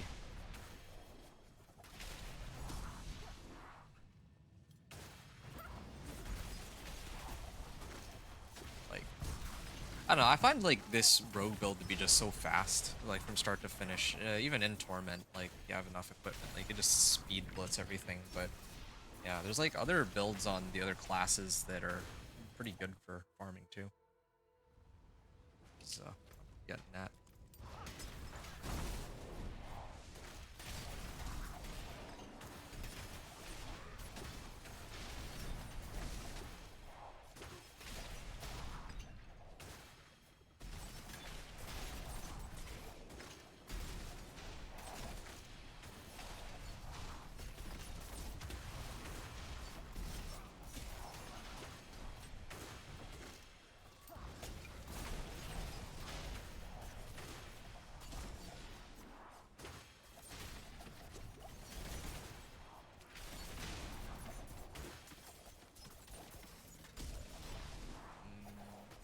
Okay. This is not bad. I should have actually timed how long this run is like taking though. Wow, got like half a level out of this so far.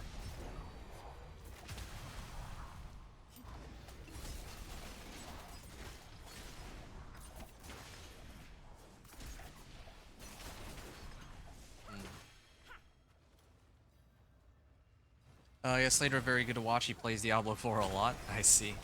Yeah, I mean, I've seen a few of Slater. Ooh, they almost killed me with that. Yeah, I've seen a few of Slater's videos. I don't really, again, I don't really pay too much attention to other content creators. I don't really have too much of an opinion about Slater. Yeah, but I mean, if you enjoy him, that's great.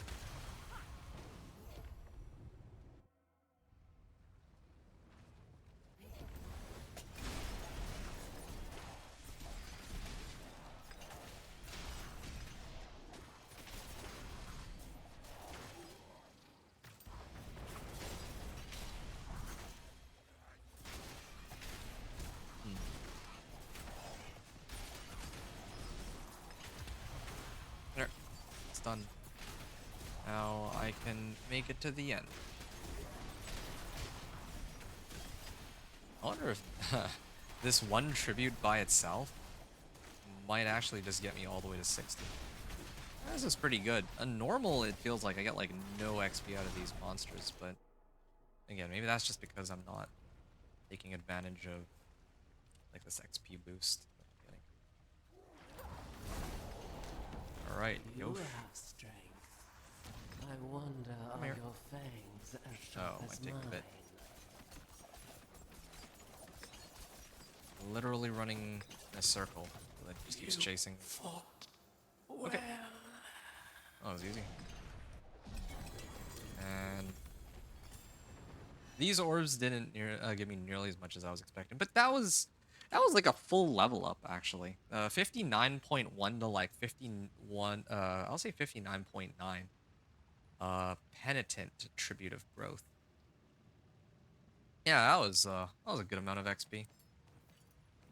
Then am I maxed on Whisper? I am actually. Just wish I had like something I could turn in really quickly for like Whisper XP, but oh, maybe if I talk to Briona, I'll talk to Briona. Maybe she gives me. I don't think she would give me any XP. I'll just go kill a couple monsters outside of town if she doesn't give me any XP. Any Aye. progress of the blood. Nope. I gotta do something else. I gotta do the next part of the seasonal quest line to unlock. Before I get the rewards. Like more XP. Anyway. Alright. Yeah. I'm trying to think if there's any like other like XP caches that I could have picked up somewhere. But I don't think there are.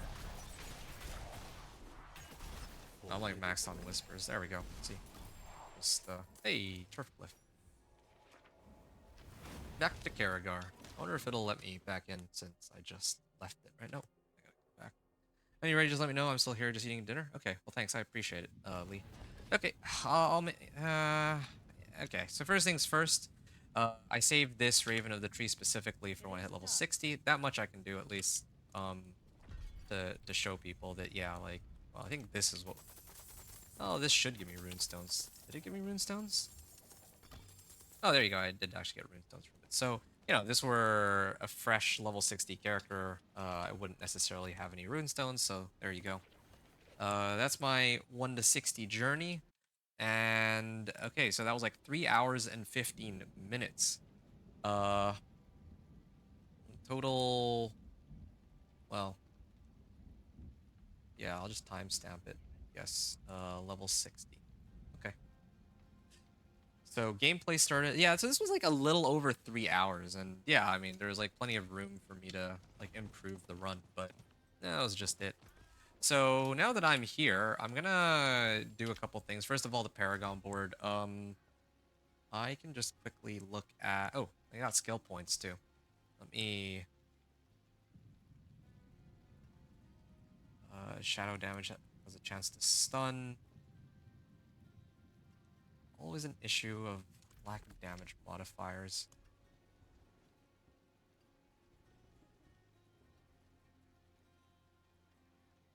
I think I was running, like later I'm gonna switch up my build anyway, for when I'm making a Torment. But for now, I'm going to, probably do this. Oh no, I don't need that one. That one's completely useless. Increased poisoning damage, poison damage, caltrops. Throw caltrops. Get damage reduction too. Marksman and cutthroat skills. Oh, I don't use that because of. In the past, I never bothered to use that because of the. I used to snapshot crit strike, but now. Well, I actually kind of need it. Cutthroat skills, yeah. Although if I could like reduce the cooldown of concealment like crazy, maybe I could. Yeah. Maybe I'd be able to get the guaranteed crit strikes bonuses or something. Who knows? And I'll get rugged. All right, and then for the Paragon board, let's make sure I get this right. Okay, the left, I can get this. That was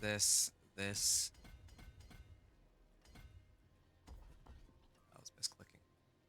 Like that up to here, and then probably that one. I'll put Headhunter for now. I just need a little bit more dex, so. There. Is that 29? Oh, that's 26 points. That's pretty good. We'll get this then. This.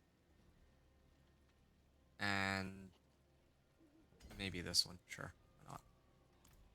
29. 29 Paragon points spent.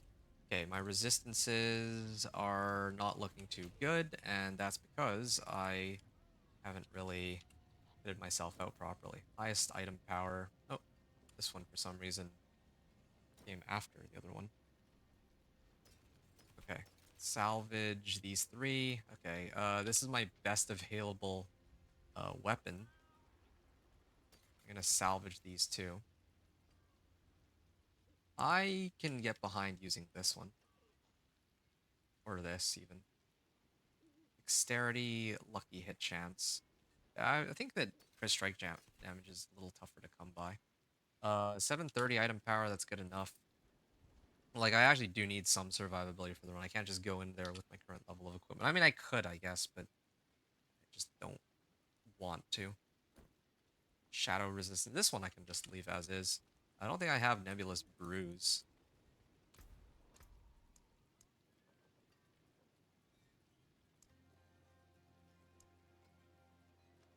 Um, yeah, sure. I'll get rid of the rest of these, though. Oh, this is a 706 item power. Kind of like the movement speed on these, but I think, maybe more resistances is better. Oh, and that was kind of pointless to try and roll it off. Or to put on the aspect, but whatever. Movement speed, sure. Okay, that's for my boots. I'll leave that. As for my rings, I can probably throw on this.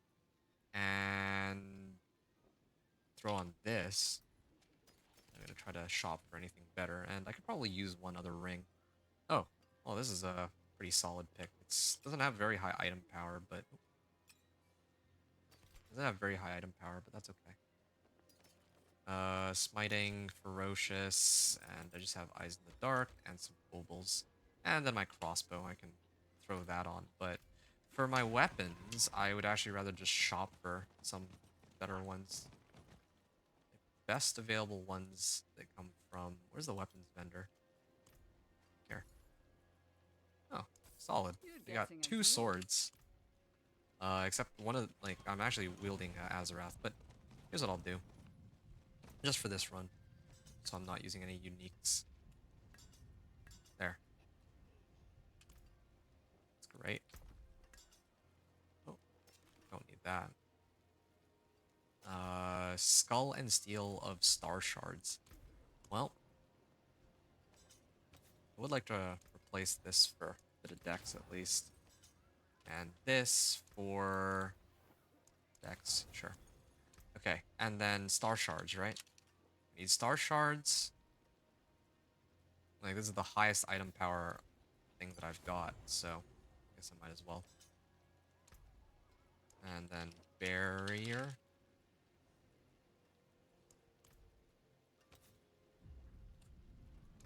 Okay. My gloves, like pretty much everything else is set. What's my armor stat at? Okay. I mean, I can temper like something onto these, and then I don't even think I need any defensive aspects. Let me just throw on. Nope. No. Dodge chance. Dodge chance. No. Dodge chance 3 times in a row. 4 times in a row. There we go. Total armor finally.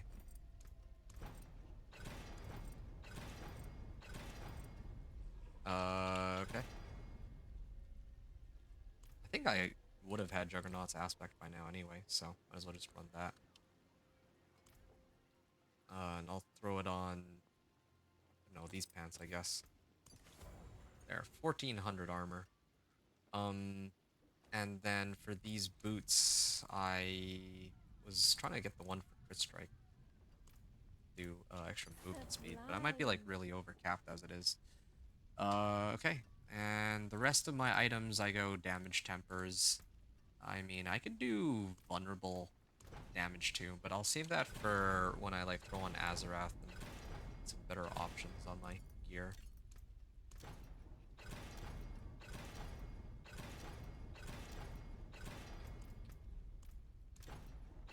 I actually got movement speed on that. Ah, damage to distant, whatever. Plain damage. Plain damage. Almost. Okay, good. Damage. And damage.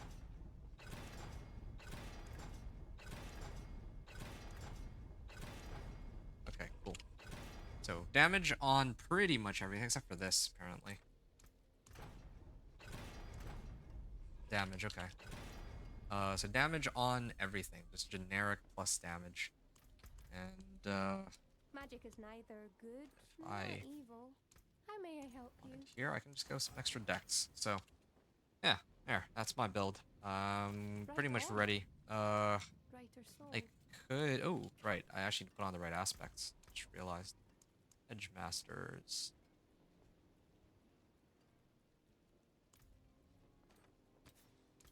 Masterful I work. already marked all the really useful May your ones, or road all the be important filled ones with that I wanted, wonders. but it doesn't seem to me like I actually have them, so that's unfortunate. I have Star Shards and this other one, and all that's left now is elements on this, I guess, whatever. Inner Calm.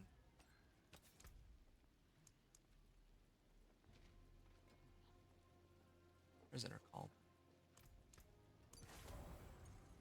I had... Did I put on Conceited? Yeah, I've Conceited.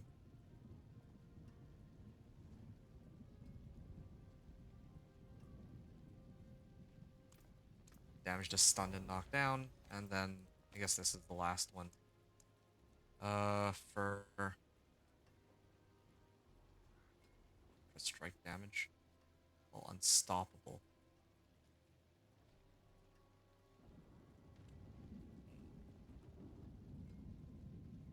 Barrage. Yeah, it's crazy. I don't have very many good aspects that I could have thrown on right now. I mean, Azarath would be the logical choice, but I'll save that for when I reach Torment. The magics await your Yeah, return. why not? Now, the last thing I'm going to do is sort out the rest of uh, my missing sockets. And I've got... I'm going to get a ruby here. The stars made manifest. And maybe just double diamonds.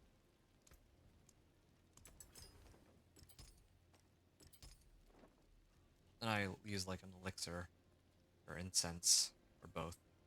These aren't even like 750s, so I'm missing out on a lot of resistance from those, but I don't care. Alright, cool. So that was a lot quicker of a pit stop than I usually do for these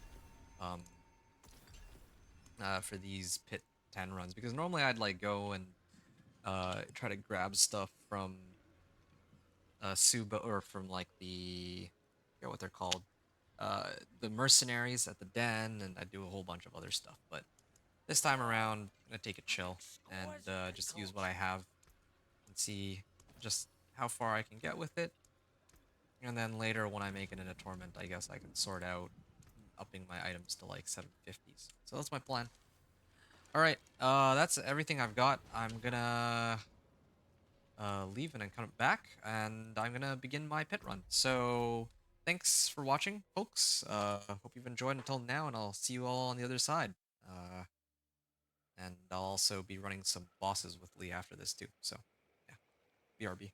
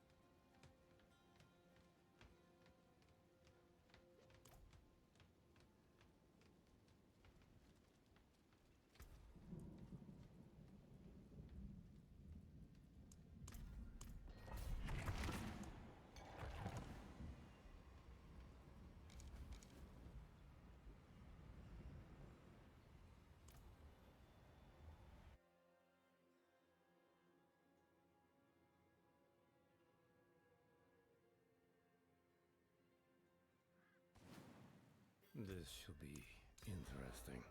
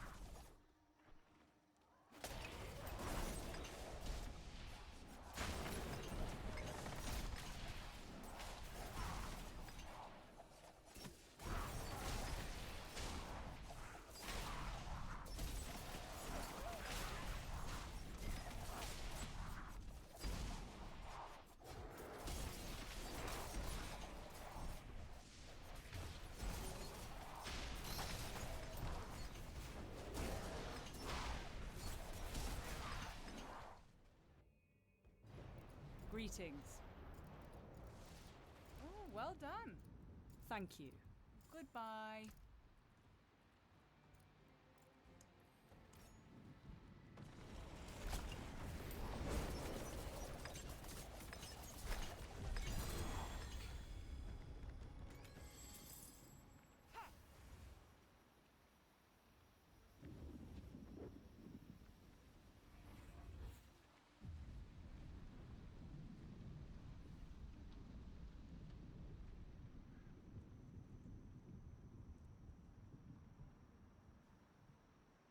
Well, there you go. That's my fastest everything of the season yet, in terms of fastest like 1 to 60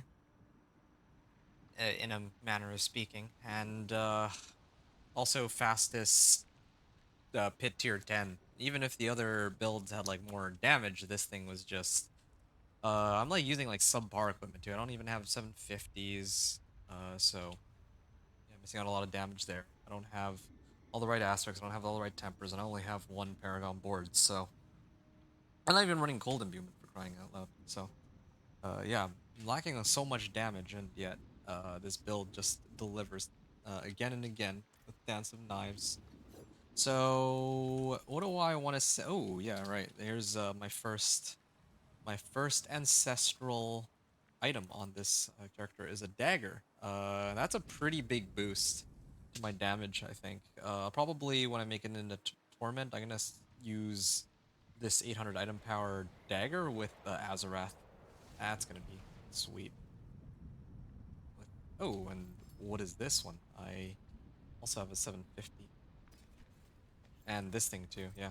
All three of these are good. I'm gonna switch out for all three. This is another reason why it's good for me to just make it directly into um Torment. Because yeah, if I run more pit, then it's just always gonna drop me 750s, so from here on out. Right. Anyway folks, it's been fun. Those of you on stream, don't go anywhere. I'm gonna be running bosses with Lee Burgess. If anyone wants in, you're more than welcome to. But the rest of you who are watching this as a video, yeah, that was it. My level 1 to 60 run. It was pretty straightforward. I pretty much did nothing but run Helltide. I did like the first mission of the seasonal questline. This should have come as the very first thing, but I did a different order, whatever. And yeah, like I just did like a Whisper, like a Kuros Undercity to, round it out. Kuros Undercity gave me like a full level, while Kuros Undercity gave me like a full level, even without it being attached to a Whisper, from 59 to like 50 to 60, as long as it's on Penitent. But Anyway, yeah. Not much to say about Dance of Knives. There's no real difficulties on Dance of Knives. It's just so ridiculously strong and has so much AoE and has so much mobility. It doesn't really have any weaknesses while leveling, really. That's why I consider it one of the best, if not the best, leveling build out there. More so than all the other ones like Hydra, Minion Necro, and so on. Anyway, that's the end of it. Hope you've enjoyed the run. And as tradition, you can see here, we've made it into Kyovashad, good old Kmart, and Torment 1. So, thanks everyone for watching. Venture out.